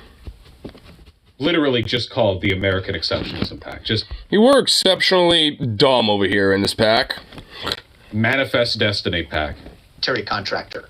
So any way of using your government connections to make more money. Why does this guy literally look like some like greaseball Italian used car salesman who works for the mob? Like, I mean, with that like weird greaseball look hair that he has going on right now, like, good lord. Should be banned. Right now it's not banned. So it's not that people are breaking the law by doing it. But I think it is especially bad when some of those same people then... It almost looks like a... What in the fuck is going on up there? Like, why has it got, like, this weird, like, faux hawk, like, thing going on the edge? Like, what in the fuck? He looks so sleazy. Back and run for U.S. president. And that's why I think the likes of... The reason I've dialed this up now is that it's one thing if that was just politics as usual. Right now, we're escalating our path to World War III, which I genuinely worry about as a major risk going forward. And My so God. now I don't think that somebody who has a demonstrated track record of potentially making money on taking us to World War III should get anywhere near the White House, which is why I've been particularly sharp about this issue, even relative to the first few months of this campaign, when those foreign policy threats weren't quite as pronounced. All right, we continue to agree on that. So, so if someone, for example, was in charge of the Middle East policy in an administration, and then they, dude, they're like laser focused. Cred where creds do, man. But like, I'm thinking in my brain right now, like it's probably the rare time where that national, like that big, like gas leak that's going on in their in the TIYT offices. I think they might have like fixed it for a second. So right now there's like a lot less of the gas leak going on, so they're not really as affected by it right now. Bring up Chip. But it's probably going to leak again, and it's I want to say it's a long-term fix. I mean, Cenk is kind of known to be a union buster, right? You got to bring up Chip because like the producers and shit try to like I think unionize with IATSE, and like Cenk was like nah, but when they decided to bring it to the NLRB, he basically was like, oh, okay, never mind, I'll voluntarily let it happen. So he tried to initially bust that shit up, before they sent it to the NLRB, and it was like, damn, wow. Some progressive you must be there, Cenk, trying to bust a fucking union in your own fucking workplace, dude, when you were such a, like, supposed supporter for them. It's like, come on, you fuck. Jared, right? Administration, and immediately got $2 billion from someone that's in the Middle East, the country that's in the Middle East, that you were in charge of handling policy on, and might have even, according to some rumors, passed intelligence on to. That obviously shouldn't be allowed to happen. That is massive corruption, right? Okay, predict the response. Is he going to deflect by answering another question that wasn't asked? Is he going to say, you guys are obsessed with Trump? Is he going to say, well, I don't know about the details of any of that, but hypothetically, if that did happen, and I don't know what you're referring to, but if that did happen, that would be kind of bad, I guess. What is his response going to be? Well, if it's going to be the first thing. Somebody is running for president who fits that description, you let me... Yes. Yes. Damn. Well, hypothetically, if that was hypothetically to happen, maybe I guess I would. You just let me know if that ever happens, haha. No, but I've been calling out the people who. So that's Jared Kushner. Who do? Jared Kushner. So, are you okay with that, or is? I mean, I if I'm judging the first half of this interview as extrapolated to the second, I can't verify all of the facts that you're. I don't know. It's like I can't verify all the facts about that, so I have no opinion about that. I got no facts to back that up. Billy, we know he has the. Okay. Referring to there, I'm giving you a very clear litmus test. Politicians in either party should not make money off of their time in public service beyond the salary that they're paid. So nothing about if they're making money while in office, just after they're there. General principle, and we should apply it evenly across both political parties. But where I am up on the details is the people I'm running for president against. Facts matter, and those are where I have been expressly vocal that nobody who fits that description should be taking us into World War III. If we found out that the Saudis decided to buy the PGA and funnel or a lot of the tournaments to, coincidentally, Donald Trump's golf courses, right after he was in charge of policy with Saudi Arabia, you would be outraged. Really regretting the interview about now. I don't understand. He was regretting that a while ago, buddy. I have no idea what. See, look, he's like, I don't know, man. The guy incognito. I have no idea what you mean. This Jared Kushner. It's like, I don't know nothing about that. These random things that I obviously know about, but I'm not really gonna say. Yeah, I don't know. I mean. I have not heard any of the facts. It's like, man, he's trying to play dumb like so much, and it's not even working at all. It's like, dude, it's so fucking obvious. Like, quit being a little worm. With this most curious. God, this guy is such a fucking like Weasley used car salesman wormball piece of shit, dude. Like, oh my god, this guy's such a freak.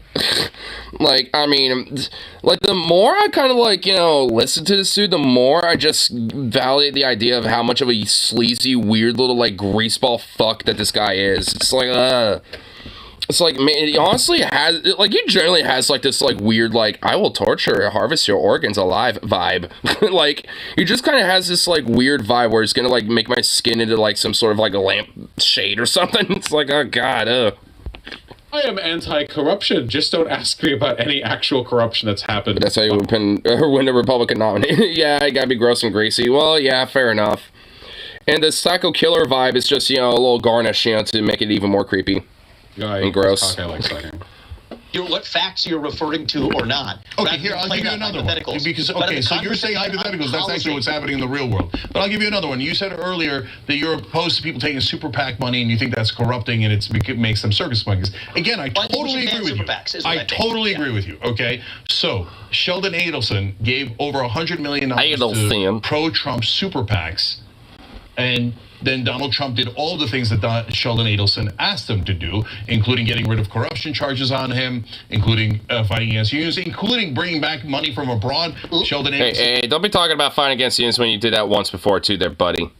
Money was in China, in Macau, casinos, where was able to bring it back at 8%. Be with you. This is the system in both political parties that needs to end. Now, what did I say? From everybody, even the people I'm running against in this race, it is legal within the bounds of the law. I think we need to change the law so that we have an even-handed system where you don't... Like overturn Citizens United?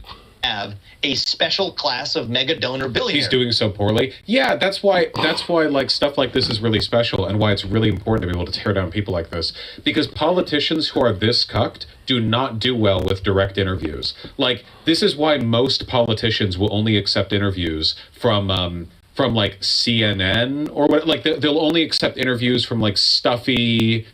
Basically, just because it'll do softball interviews in it, if there is a little pushback, it's basically just once and then they never push back again. Like, I mean, it's one of those things where it's basically meant to be like soft and push, you know, like, and just like marshmallowy, and like. And in this case, it's pretty much the exact opposite. Like, the pressure's been turned up on him, so he's gotten a lot more uncomfortable, and especially at this point, he's definitely regretted even using this, you know, opportunity to try to, like, you know, fucking boost his, you know, platform, which I don't think really worked at all, aside of just looking more like a fucking clown. And ironically, a circus monkey. Because, like, if he's calling everyone else that, well, hey, so are you. You're one to talk, bitch. Educated, rootin' tootin', point shit. Like, bitches, basically. Because if you actually directly, aggressively challenge their positions, they fall apart pretty easily. Vivek made a huge mistake agreeing to this. This is really dumb. Why'd this guy accept the TYT invite? Well, I can't read minds. My guess is that... Well, probably just because he was trying to get more of a, you know, platform and just get more credibility and more of his voice out there. And that, and also he's just an idiot. He's overconfident. You know, he's young. He's barely older than I am. He's a smarmy piece of shit. Like... He very obviously has a high opinion of himself. He's probably just like an empty sociopath who craves power, probably thought that he could just use this as another platform. Wants to take people's skin and make them into lampshades, probably. Allegedly. Going very well for him. Influencing what politicians do. Okay, so you are clear. So you're saying it does apply to Trump. So Trump literally me when he took his super PACs took over $100 million in both elections from Sheldon Adelson. I said the same thing I said at the very beginning. It is legal, and that's why we need to change it. We need to change the system where you do not want people to effectively have disproportionate influence on their politicians. So I think you and I agree on that. Change the law. What's the game you're trying to play? He's like, well, what game are you trying to play here? You're what are you trying to do here? It's bad because it's corrupt. And Cenk is like, well, here's 50 examples of Trump doing this thing. And Vivek's like, well, if that happened, I guess, I don't know, that'd be bad, I guess. So Cenk's like, okay, so you are saying then that he is corrupt, that Donald Trump is corrupt. And Vivek's like, what? Why are you asking me to be consistent with my position. Why are you asking me to follow the logical conclusion of my beliefs in a direction that would lead me to criticize Donald Trump, the person whose cock is currently in my throat? I'm just trying to understand. It's a corrupt system. And Donald Trump participated in that corrupt system and is part of that corruption. That's okay. You're running against him. There's nothing wrong with that. I agree with you. I really don't. Yeah, the level of obsession. I mean, the Trump derangement syndrome. It's really sad. He's pulling it. Did he really just throw that out there? The Trump derangement? He just said that. Oh my god. I remember watching this live, but I didn't remember him popping that out. Like, what the fuck? Oh my god. No way. He really just... He did not just throw that out there. Oh my god. Dude. What the fuck? Like... Oh my god, my dude. Hey, brother, you're pulling at 7%. What do you mean a Trump derangement syndrome? Not only that, look, but in this country, but Vivek, you're running against. He's the number one. Who's running against him, bro? Imagine, dude. I mean, you're supposed to be running against him, Vivek. Like, and you're cheerleading for him, and you're talking about Trump derangement syndrome, bitch. You're supposed to be at least in some way showing that off or something. I mean, like, what the fuck are you talking about, you weirdo? Like, I mean. Dude, for someone who's supposed to be running against him, like, motherfucker, you're doing the worst job at, like, you know, trying to, like, you know, win the nominee, which, like, honestly is why, like, if anything, he's just trying to vie for, like, some sort of position in Trump's cabinet or be his VP or something. Like, that's what he's trying to do.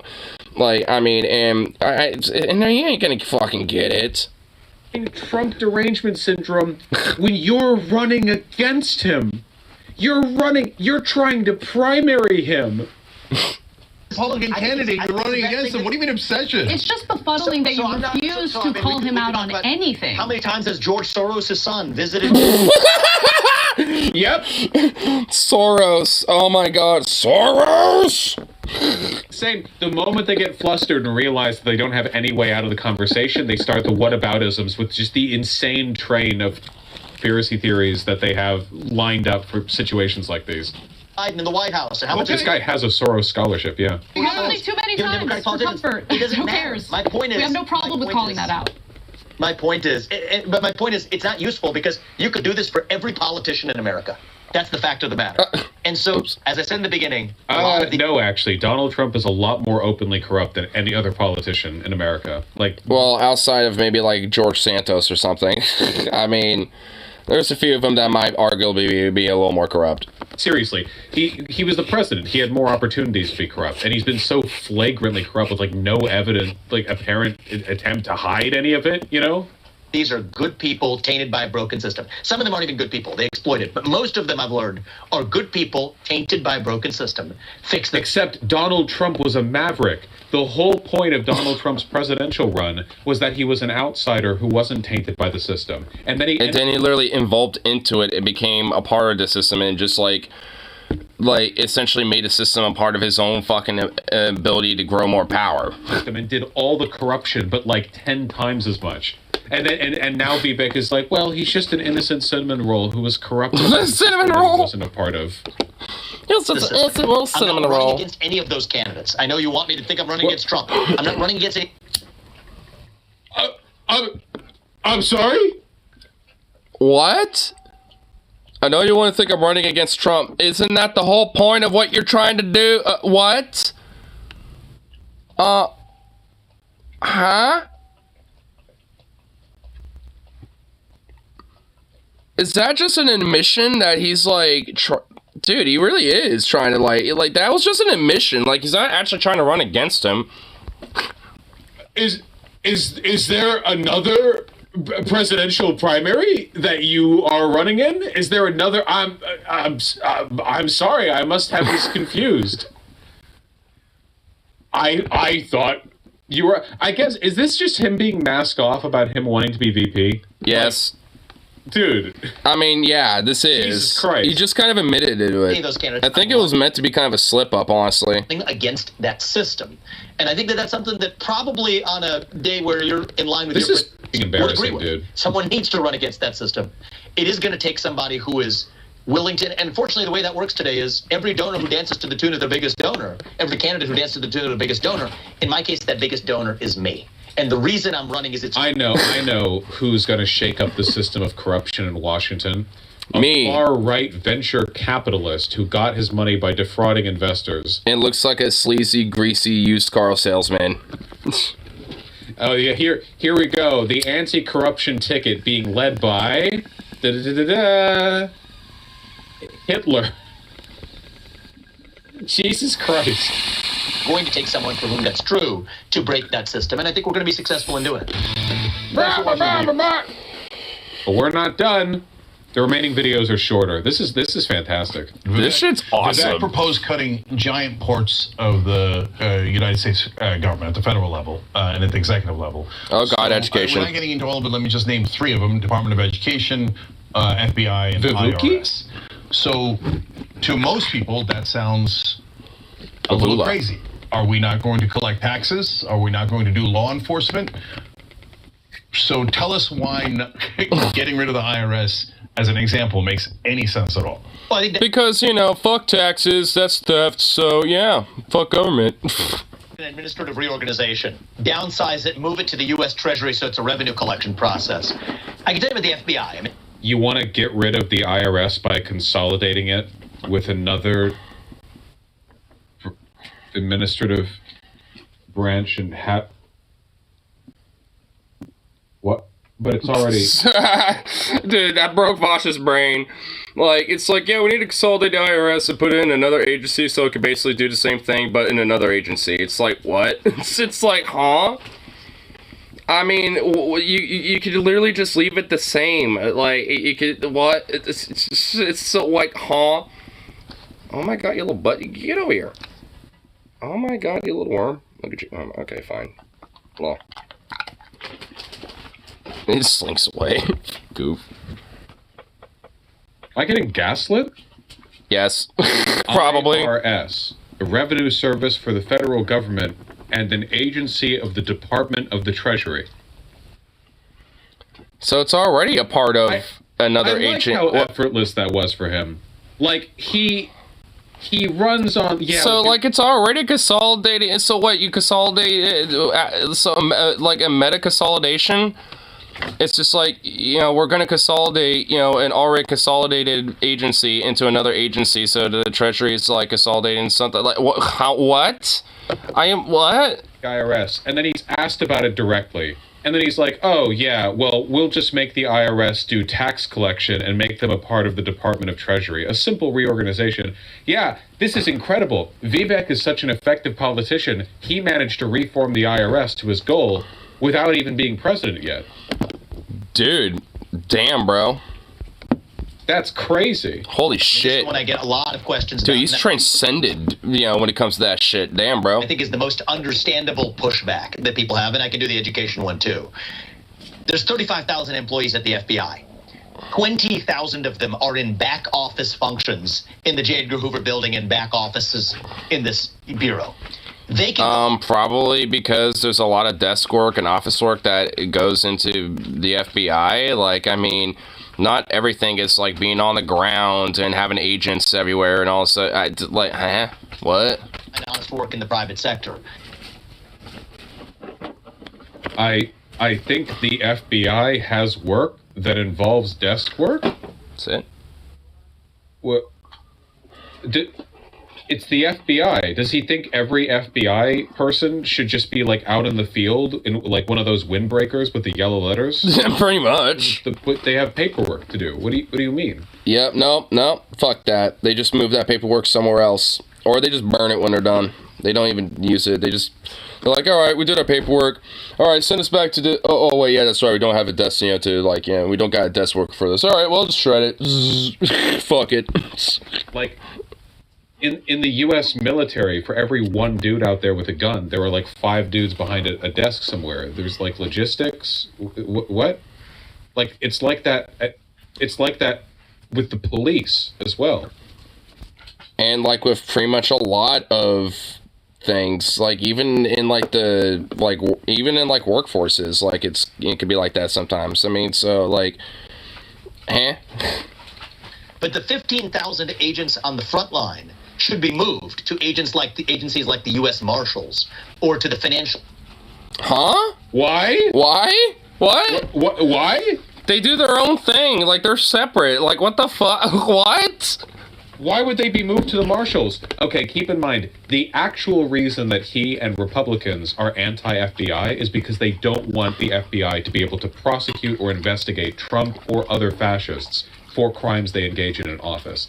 The FBI is basically the federal police department, and they're the ones with the authority, powers, reach to examine and investigate and provide evidence for charges against Republican leaders who would engage in insurrectionary behavior. This whole anti-FBI thing only... That, and also it's a way to just, like, kind of, like, over-bloated, government spending and shit, and use it as a way to just, like, try to, it's kind of a multi-pronged approach in a sense when it comes to that. When Donald Trump started getting charged for his involvement in January 6th. So all the bullshit he's saying about the FBI is literally just, I want to get rid of the police so I can't be arrested. It is no different from a serial killer being like, yeah, I don't think there should be police in this county because reasons, like it's no, yeah. Reasons though. But they do other things, right? Well, yeah, it's the FBI. They do lots of stuff. But, like, they are the federal police department, basically. Like, that's the main thing that they are. Crimes Enforcement Network at the U.S. Treasury or the DEA, where they will have far greater specialization and be much more effective than the agents are at the FBI, right? And curiously, all of them would be moved to departments that don't have jurisdiction over investigating federal crimes pertaining to election fraud.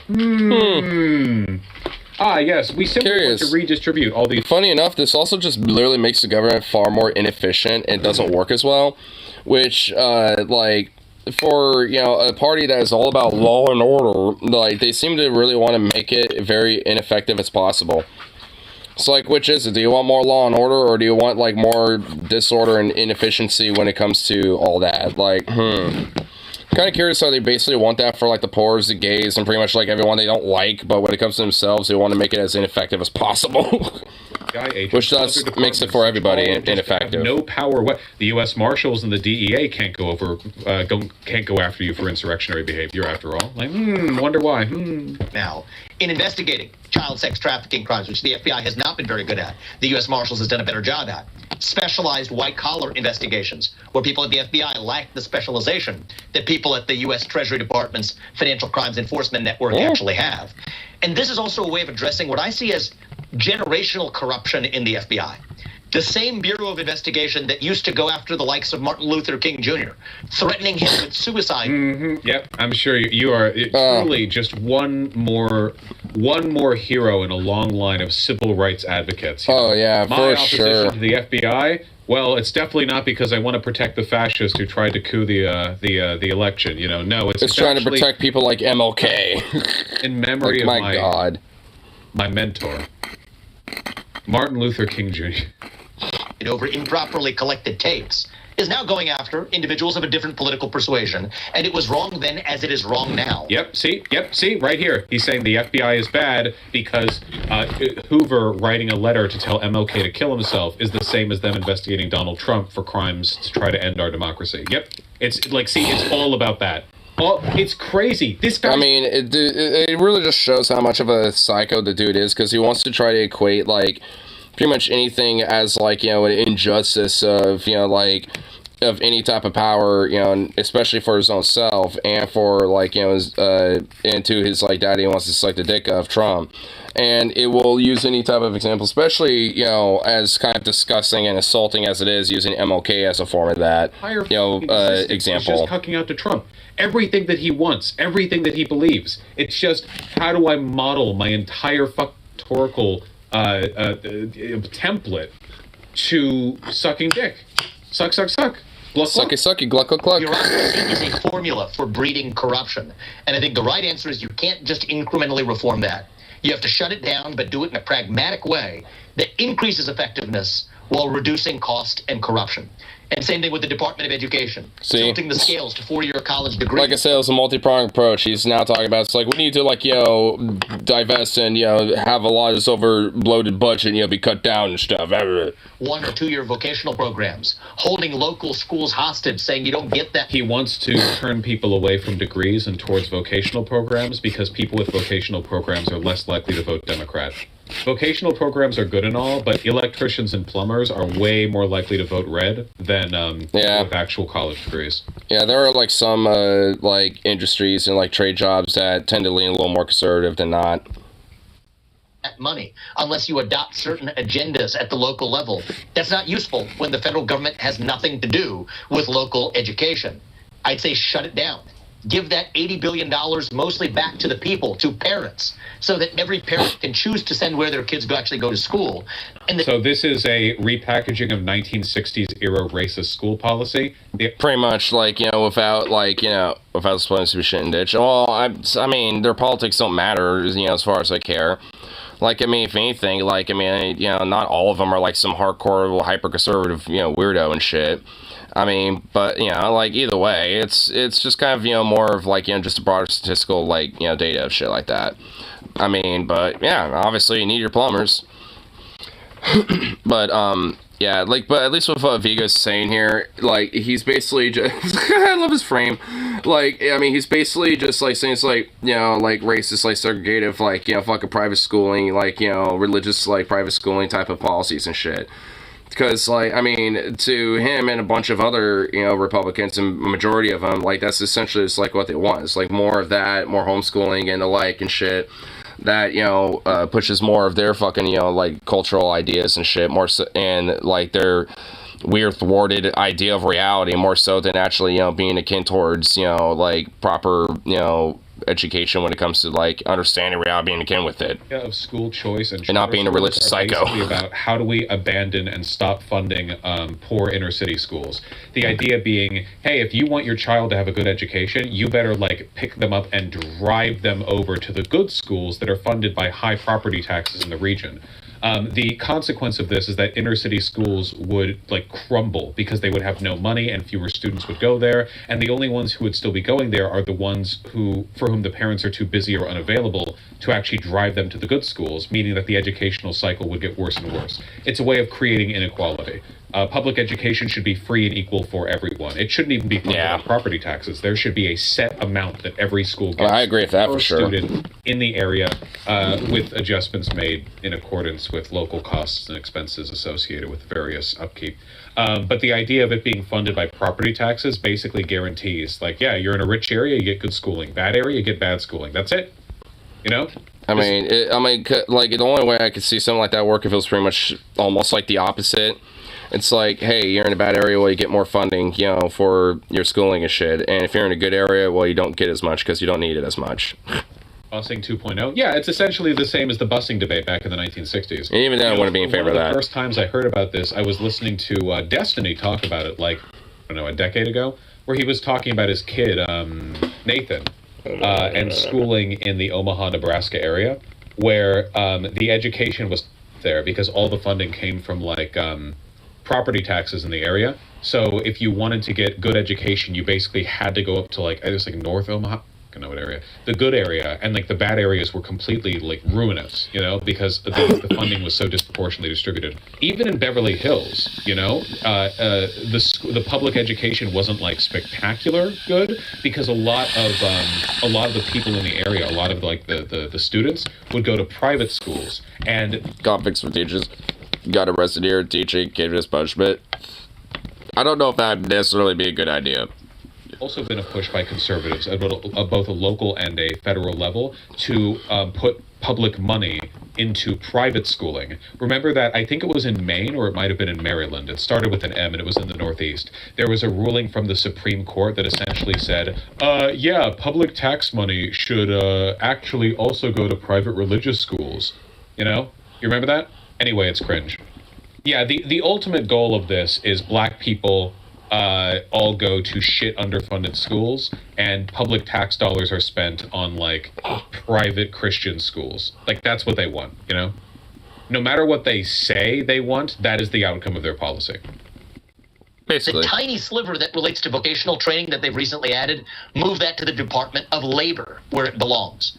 So yes, I do think it's going to take somebody with a CEO mindset, and if I may say, anti-bureaucracy experience, to come in and reorganize and gut much of that federal bureaucracy. He's actually by making it more bureaucratic because he screwed over the shareholders.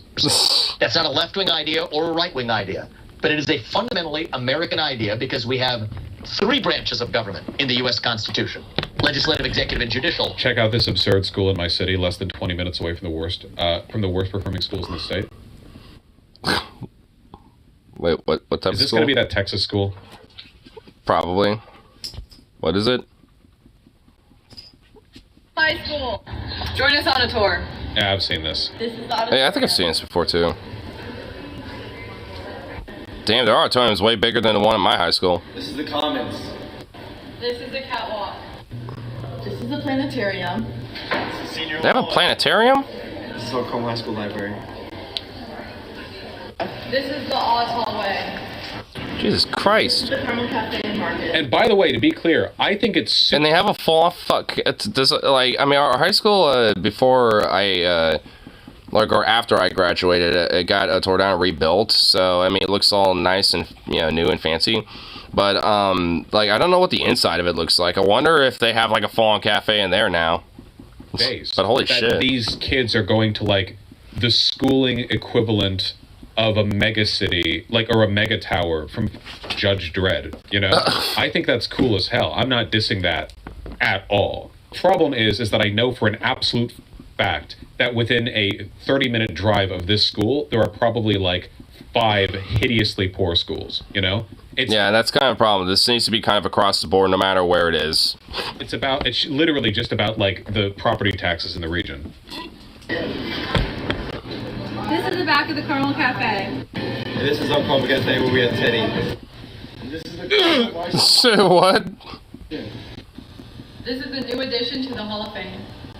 Dude, they got a whole fucking flat screen TV thing? What the fuck? This is the freshman gym. This is the weight room. This is the wrestling room, baby. This is the blue and gold gym. How many gyms do they have? This is the blue and gold track. This is the field house. Jesus Christ. This is the varsity tunnel. This is part of our wall. This is... Okay, we get it. I mean, it's holy fuck. Dude, I mean, why can't, every school look like that, honestly? Dude, we would have, a pretty dope-ass education system if our schools started looking like that a little more. Across the board. The policymaking takes place today. If only you actually, did proper investment and reformation of our education system, we probably could get something like that. I would say that's the top of my domestic agenda. Wait, did he misspeak? It's not 4th branch of the administrative state. It's 4th branch of government, the administrative state. I don't know. Shut down that 4th branch, revive the integrity of our constitutional republic. So the 4th branch that you're referring to consists of individuals, leadership at least, that's been appointed in the executive branch by the President of the United States. The Department of Education, of course, to give you an example, your favorite politician in the world, Donald Trump, appointed Betsy and she engaged in the reversal of certain policies of the Education Department that did seek to help students who had been defrauded by for-profit colleges. So what do you propose happen? Oh, like Trump University. In a situation in which students have been defrauded by for-profit colleges like Phoenix Online, ITT Tech, they get an unaccredited nonsense degree that leads to nowhere. They're drowning in debt after being defrauded. How exactly would you deal with those situations with the elimination of the Education Department? If it is a true case of fraud, that's a violation of the law. They can be prosecuted under the law. They can be sued in civil suits by the people who are defrauded. No different than any other commercial relationship that exists in the private sector. However, the problem is that when it comes to something specific like educational fraud, you might want to have a department with the specific expertise to investigate claims like that. You can't expect regular... Yeah, you can't really just have, the average Joe Schmo in a civil suit to kind of figure shit out like that. There needs to be, a department that specializes in shit like this. Oh my god, dude, this guy's such a worm. He basically is just, saying, oh, we need to, cut out the bureaucracy and all this shit, but it's literally explaining how it will make the system far more fucking bureaucratic and inefficient than it already is. It's oh my god. Here I and some other students feel we've been defrauded by this private university. Get Sheriff Wiggums on the job. It helps to have agencies who have specific expertise when it comes to those kinds of problems. When you have a bureaucracy at the Department of Education that's spending that $80 billion at a moment where school choice programs across the country are underfunded, they should be not zero even close to which is a better use of money. Put that $80 billion. He said civil suit, so he wants random citizens to do all themselves. Yeah, because what he's actually talking about, again, the plan conservatives have for schooling is the unchecked power of Christian conservative schools, private Christian conservative schools. So tax money should go to them. School choice should take people out of like inner city schools and leave them to rot with no money. And if you have like a problem with private schooling, you need to fund your own civil suit, you know? Budget. Which also costs way more for that, person, which makes it more detrimental, to their financial abilities, and makes it way more harder to potentially get their kid an education anyway in the first place. So it basically cuts them out from even trying to do that in the first place. Allowing a lot of those, fraudulent fucking diploma mills and places like that to just get away with doing their weird shit. And, private schools would get away with doing their weird shit too. Parents across this country, be about 1.6 billion per state in this union. It's not even close, which is a better use of funds. And I think you avoid a lot of the bureaucratic corruption. And you're right. The people who sit on top of those agencies are appointed by a democratically elected U.S. president. 99.999% of those employees do not fit that description. To the contrary, they're protected by... Yeah, no shit. You can't... What? You can't have appointed every single... What? What does that mean? I think bad policy... Nonsense. So-called civil service protections that have stopped the U.S. president or the duly elected representatives or even cabinet secretaries from firing those employees, which creates a culture of rot, of laziness, of ineffectiveness, and yes, even of corruption in many of those agencies. And so I have a simple proposition. I think the people who we elect to This is bullshit, by the way. Okay? What so many people say when they say what so many people mean when they say anti-corruption is that they're anti-bureaucracy. And sorry, bureaucracies are part and parcel to the modern state, and they are necessary, and in many cases they are good. Bureaucracies allow for literally all of the civic complexity that allows for... I mean, in a way, yeah. A part of, government is the fact that there's going to be a level of bureaucracy, in it. It's just about, how efficient is it? And, the level of, absurd, bureaucracy that, would be added, that would be inefficient, to what Vivek is trying to propose is, counterintuitive to the whole idea he's trying to claim by, making it more streamlined and, trying to gut it, which... again, it's more about, how efficient that bureaucracy is, more so than just, the idea of it just, somehow inherently being bad. Just period. More... He just wants the ability to fire disloyal bureaucrats and ability to purchase that. Yeah, that too. Than fucking feudalism.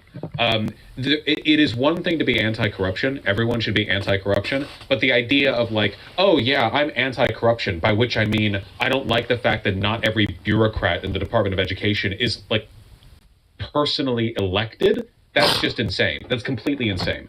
And it's how would that even work? They ought to be the ones who actually run the government. And if there are people who disagree with me, if they're the people who I don't vote for, I accept them. But we live in a constitutional republic where at least the people who we elect to run the government ought to be the ones who are actually running it, when most of the policy decisions made... No! You can't elect every single member of every bureaucity in the federal government. I mean, that's just, insane. And beyond inefficient. To have, every single motherfucker be, that, to be just, elected would be insane. I could maybe... I could be open to the idea of, the Department of the Heads. The heads of departments, Department of Education or whatever.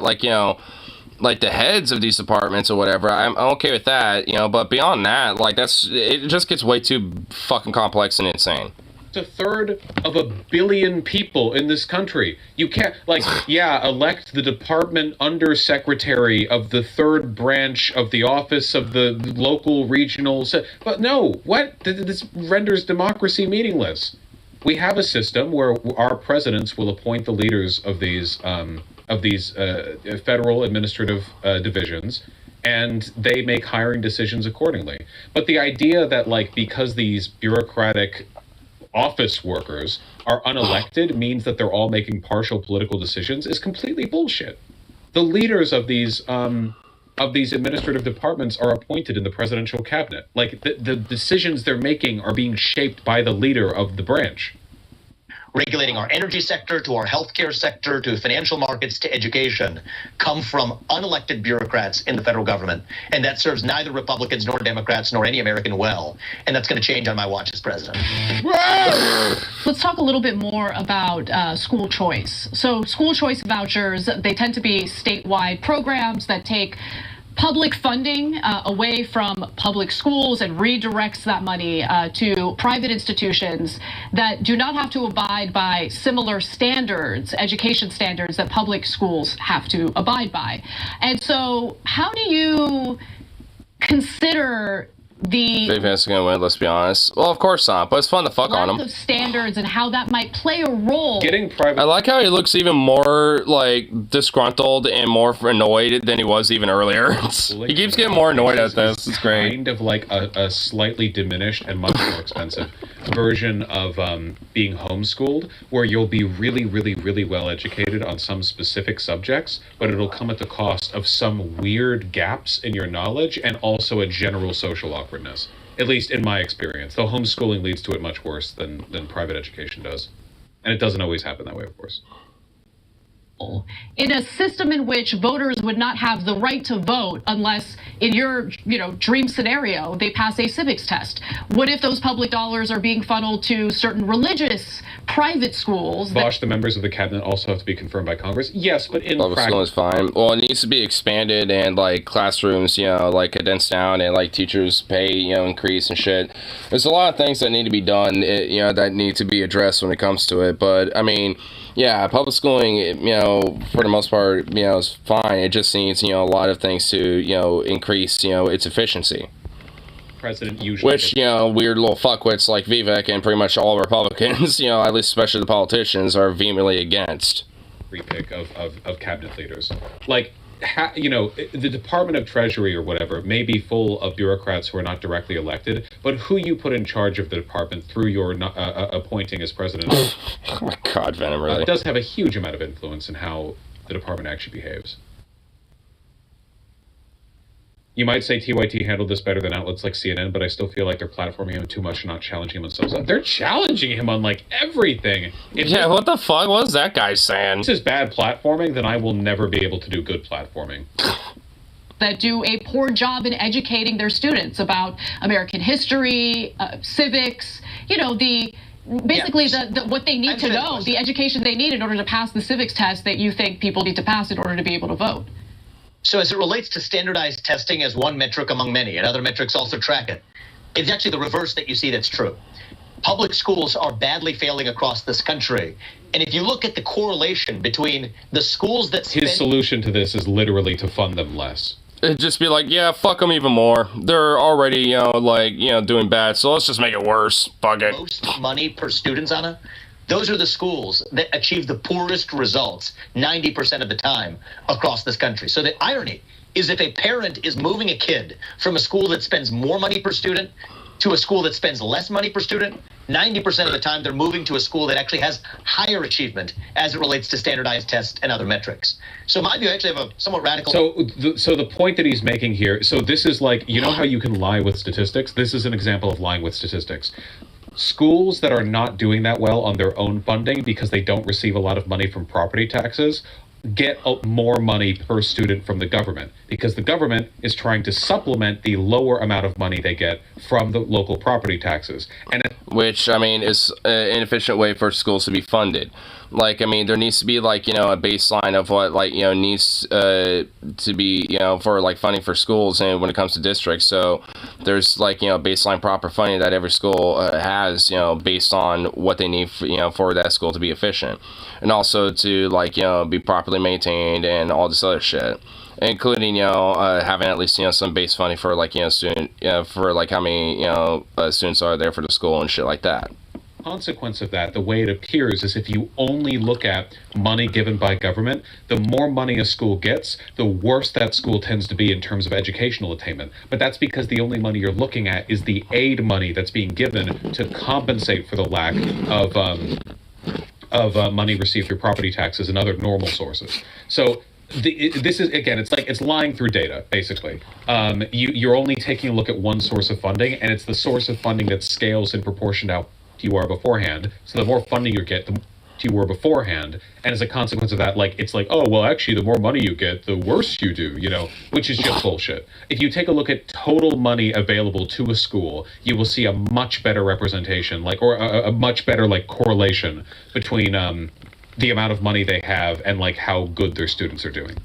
Does that make sense? Idea on this. Let's say it's in New York City, where I can give you the actual numbers. It's $40,000 per year in the failing public schools. To good charter schools or private schools or even better public schools that are spending $20,000 or $15,000 per student per year. Because they're getting their money elsewhere. And I also kind of like how you kind of squeezed in, like, you know, in better public schools, like the ones that are doing a little better than others. Obviously, it's a private school. Where do you think the money is coming from? No shit. He's like, yeah, if you take a look at, like, these private rich schools where rich people go, then they're getting less federal money, but they're doing better. What about the other sources of money they're receiving? So I think that parent, that kid, should be able to take half that difference with them. If you put that in the kid's account, invest it normally, that kid graduates with a $250,000 graduation gift. It's not even close what accounts for a better use of money. Yeah, because, you know, your average Joe Schmo can obviously, you know, be able to have that built up for their kid and all this other shit. Yeah, because that's totally realistic. Now, here's the problem. Those schools that are producing those... He's just flatly bullshitting here. The idea is, like, what if instead of funding the schools, we just let your child move into a charter or private school? I mean, also, it's just, like, not realistically attainable, especially considering, like, how, like, unaffordable that would be for, like, most people. Conservatives education, where we don't have, like, a standardized education to teach them that slavery wasn't done by Jews, and at the end of all of it, they'll get all the money they would have gotten given to them in their stead to that federal school, which wouldn't be that much, and it's total nonsense. He's just making shit up. Poor results. They have one constraint that a lot of those private schools and charter schools don't. Those are teachers' unions. The number one way everyone lies on schools is that private schools choose. And I love how he's just now immediately going to hit on the teachers' unions. It's like, oh yeah, by the way, fuck those guys. Students, public schools have to take everyone. Yep, it's one of the same reasons that healthcare cost per individual is higher with Medicare than it is with regular private insurance, which leads a lot of people to be like, whoa, Medicare is so inefficient. Why is the cost per person so high with Medicare? Because Medicare has to take in all the poor people. Or, well, is it all the old people? I actually forget. I mix up Medicare and Medicare. I think Medicare. I think Medicaid's the old people one. It's the old people. I don't know, one, right? In that case, it'd be old people. Same. Both? Oh, I mixed them up. Sorry. Whatever. Medicare is old people mostly. Yeah. Okay. Whatever the case may be, the point of the public insurance system there is that they have to take the people who are either poor or old and are therefore, like, higher risk insurance cases, whereas private insurance, like, I don't know, Kaiser Permanente or whatever, can choose to reject you based on a number of things, and it costs money that you have to have. And they have to pay monthly, which is supposedly, you know, supposed to give you the access to that healthcare that they deny you. In order to be able to use it. You understand? So in both cases, with education and with healthcare, you see disproportionately worse results in the public option because they have to take everyone. And so I've had actually both experiences in my own life. I went to a not great public school, 1st through 8th grade. And then my parents decided to work extra hard and make some sacrifices to be able to send me to a private school for high school in Cincinnati. Just look at the last several years. In the COVID pandemic, the Cincinnati public schools were closed for a full year and then almost a full next year. This high school that I went to, there were 4 total days that were closed the entire time. So it's not that COVID... And I'm sure that, you know, that school was probably a petri dish and had a lot of fucking, you know, like, explosions of COVID rates and shit like that. Kids that probably, you know, caused a lot of problems, I bet. Public schools or teachers at public schools. To the contrary, these teachers' unions are failing our kids, failing the very constituents, the very members of the public they're supposedly serving. Yeah, these teacher unions that actually represent, like, you know, people giving a fuck about your kids. Yeah, now fuck them. They're actually, you know, the fundamental problem and don't give a fuck about your kids. The reason Republicans go after teachers' unions so much is because they don't like teachers, and teachers' unions are a proxy. There are problems with teachers' unions, but they are problems that exist in many bureaucracies all over the place. They are just like systemic issues that are very difficult to deal with and should be dealt with. But again, it's a complicated matter. They go after teachers' unions because they really want to go after teachers. They don't like teachers because they don't like education, because education... And it would also be really easy to fuck over teachers if you bust teachers' unions, because it makes it harder for them to, collectively bargain for their ability to have, better conditions and better workplaces and also just better pay in general. And thus makes it harder for them to have, a healthy work balance, too, when it comes to having to teach, in comparison to, when they aren't. And having great shit and all this other stuff, it makes it a lot more harder for someone, to be a teacher and essentially fucks them over even more so when that isn't there. So yes, I do think competition. There's no perfect solution. Just like when it comes to any union busting. Best solution to perfect, and that I think is going to hold the public schools teachers' feet to the fire. Get rid of those teachers' unions, and yes, we ought to compete such that the educational system goes back to being about the achievement of our students rather than employment opportunities for these union members, and that's just the hard truth. It also lets them be anti-union. Last video, we're doing so well. You've said that you're against secularism. So which religion should rule us all? None. That is the answer. Well, that's secularism, though. Wait, what?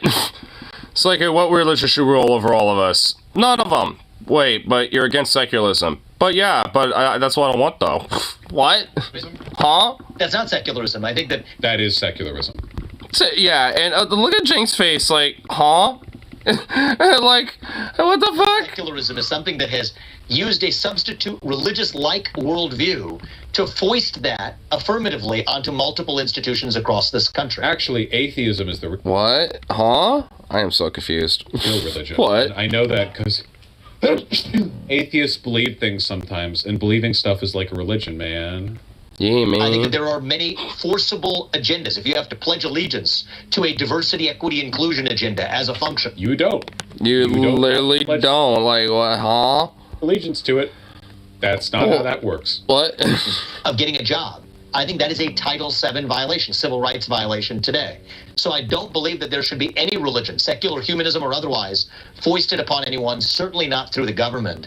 Okay, so... the idea that, secularism or humanism are religions, there literally aren't. What the fuck? Oh my god, this is so... Oh my... What? Practical purpose of this rhetoric is him saying, I'm for equality of religion. And for that reason, I don't think we should have the religion of wokeness forced on people. That's it. It really is that stupid and blunt and crude and idiotic. It really is that bad. It is just really that stupid. Jesus Christ.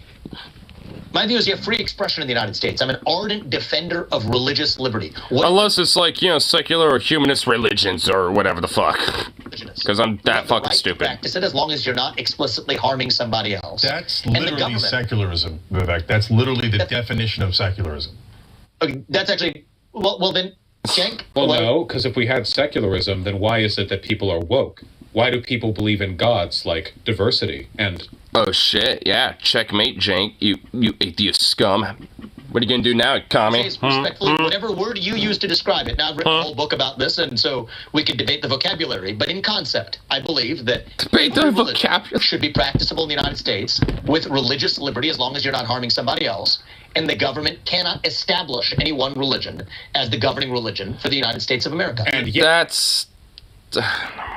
The Biden administration has established diversity, equity, and inclusion as the religion of America. Wokeness, the Holy Trinity. The woke Trinity, dude. Transgender are the religions of America.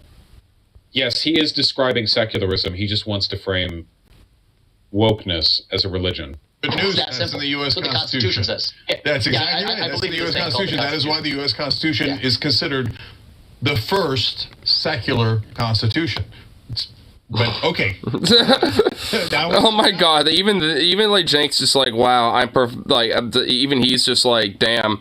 I'm taken back by this stupid shit. Oh my god. Literacy and civics test. Well, look, I think it's in the First Amendment for a reason. Free speech, free expression, freedom of religious choice, and non-establishment. Yes, those are foundational to our constitutional republic. I do think that many of... Vivek failing his civics test. Yoink! I mean, so, yeah, and also, there isn't, like there isn't like a preventing establishment of religion in the First Amendment specifically. I mean, it's implied there, but I'm pretty sure it's like in the Bill of Rights where that's mentioned. So it's like, yeah, you're not really doing well on the whole civic sex part of that thing there, buddy.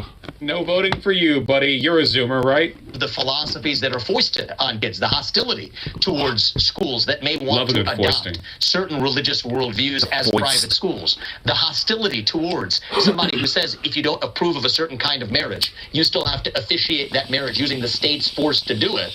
That's what I mean by capital S secularism, to say that you are forcing somebody to do... What? You... Forcing someone to... What? You need to do a religion to do a marriage? What? The state will marry you. You just have to do paperwork. What? Something. Huh? The hostility towards somebody who says if you don't approve of a certain kind of marriage, you still have to officiate that marriage using the state's force to do it. Because that's... The state's force? No, that's just like their job. Is he mentioning the Kim Davis fucking story about, like, you know, the whole, like, gay wedding cake thing or whatever the fuck, that fiasco? What I mean by capital S secularism, to say that you are forcing somebody to do something that violates their religion. You don't. Wait, guys, am I wrong on this? I'm pretty sure if a priest doesn't want to officiate a gay wedding, they don't have to. It's just... Yeah, a priest doesn't have to, but, like, I mean, if you're an actual, like, government worker, yeah. State has to recognize the marriage. Marriage, the legal entity of being married, is something that the government has to recognize. But if you're a religious official, you don't have to do that. Yeah, like that's... I think it might vary by state. Are priests forced to officiate gay weddings? I mean, they should. I mean, low-key, though. You can't really use religion as a justification for the discrimination, so... No. First Amendment protection. They don't...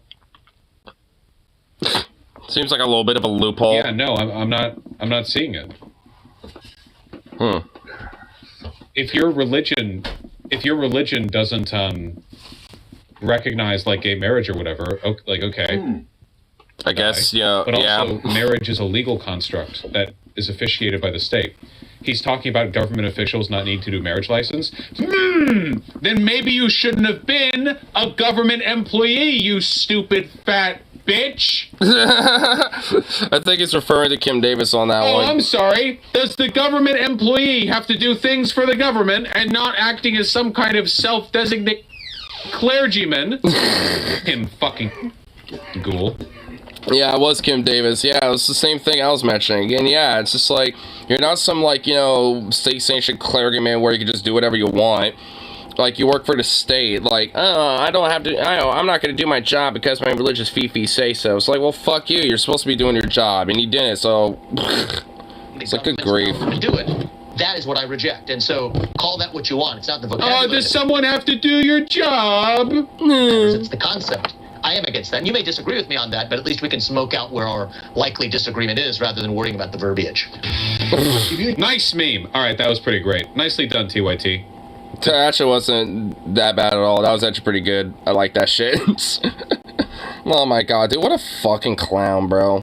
Holy shit. What a little worm. What a grease ball. It is done. The dishes are done. Nice.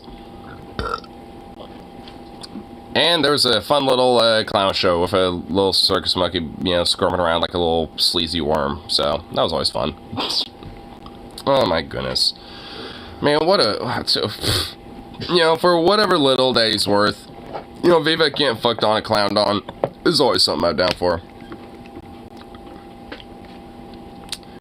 Uh-oh. What is this? It's an uh-oh. Oh shit. Cat's getting out of the box, dude. Coming for you, Schrodinger. Oh shit, dude. It's gonna unleash it. It's gonna unleash. What's going on with this? What's this one? Existence of a meatball supplies is also existence of a meatball dom. So what the fuck? A meatball dom? Damn, bro. Bro. What the fuck?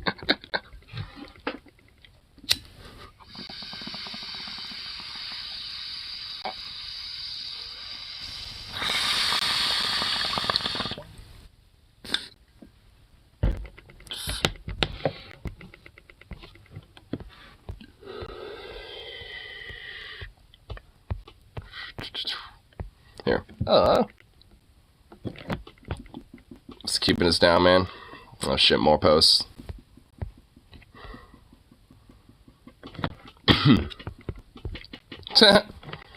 Me, yay, after decades of hard work, I finally reached middle class. Inflation. I said, yo, po!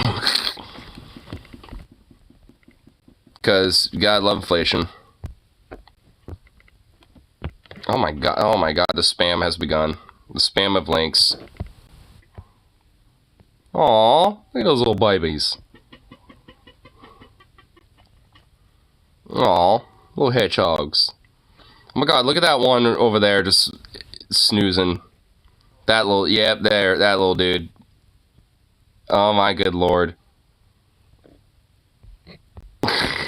Oh my goodness gracious, that little dude right there. I should go to work. Actually, I did see a text from my boss earlier asking if I wanted to come in. I'm actually thinking about that. I got nothing better to do, so fuck it. Serotonin boost. I was looking for something to serotonin boost it, and it worked. It worked! Hell yeah! I just kind of want to see what she says.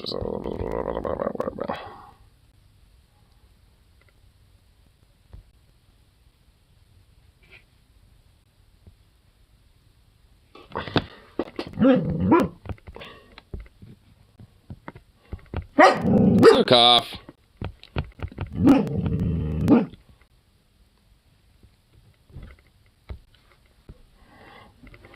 You ever think about using a hedgehog as a disc rubber? Why would I do that to a hedgehog? Like something out of Flintstones? No! I wouldn't do that to a poor little hedgehog.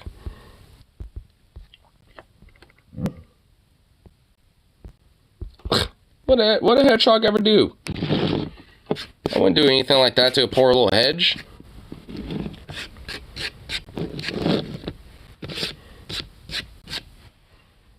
They'll be fine, they're spiky.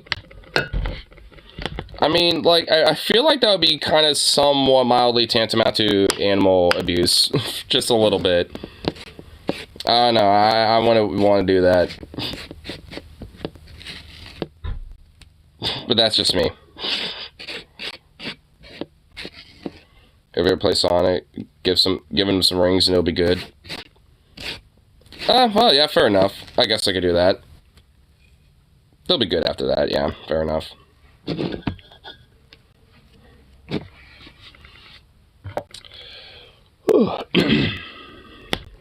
know, also going to work for a little bit gives me a justification to have, some free chicken tendies or something.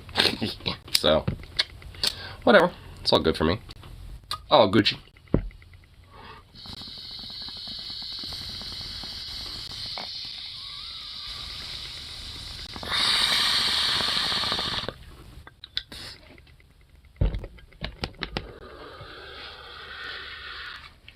But, anyway, at least I'll go for the rest for now. And I'll probably come back a little later tonight after I finish up, a little shift and catch up on some extra hours because Tuesday and all that. So, anyway, at least I'll go for now. So, peace out. See ya.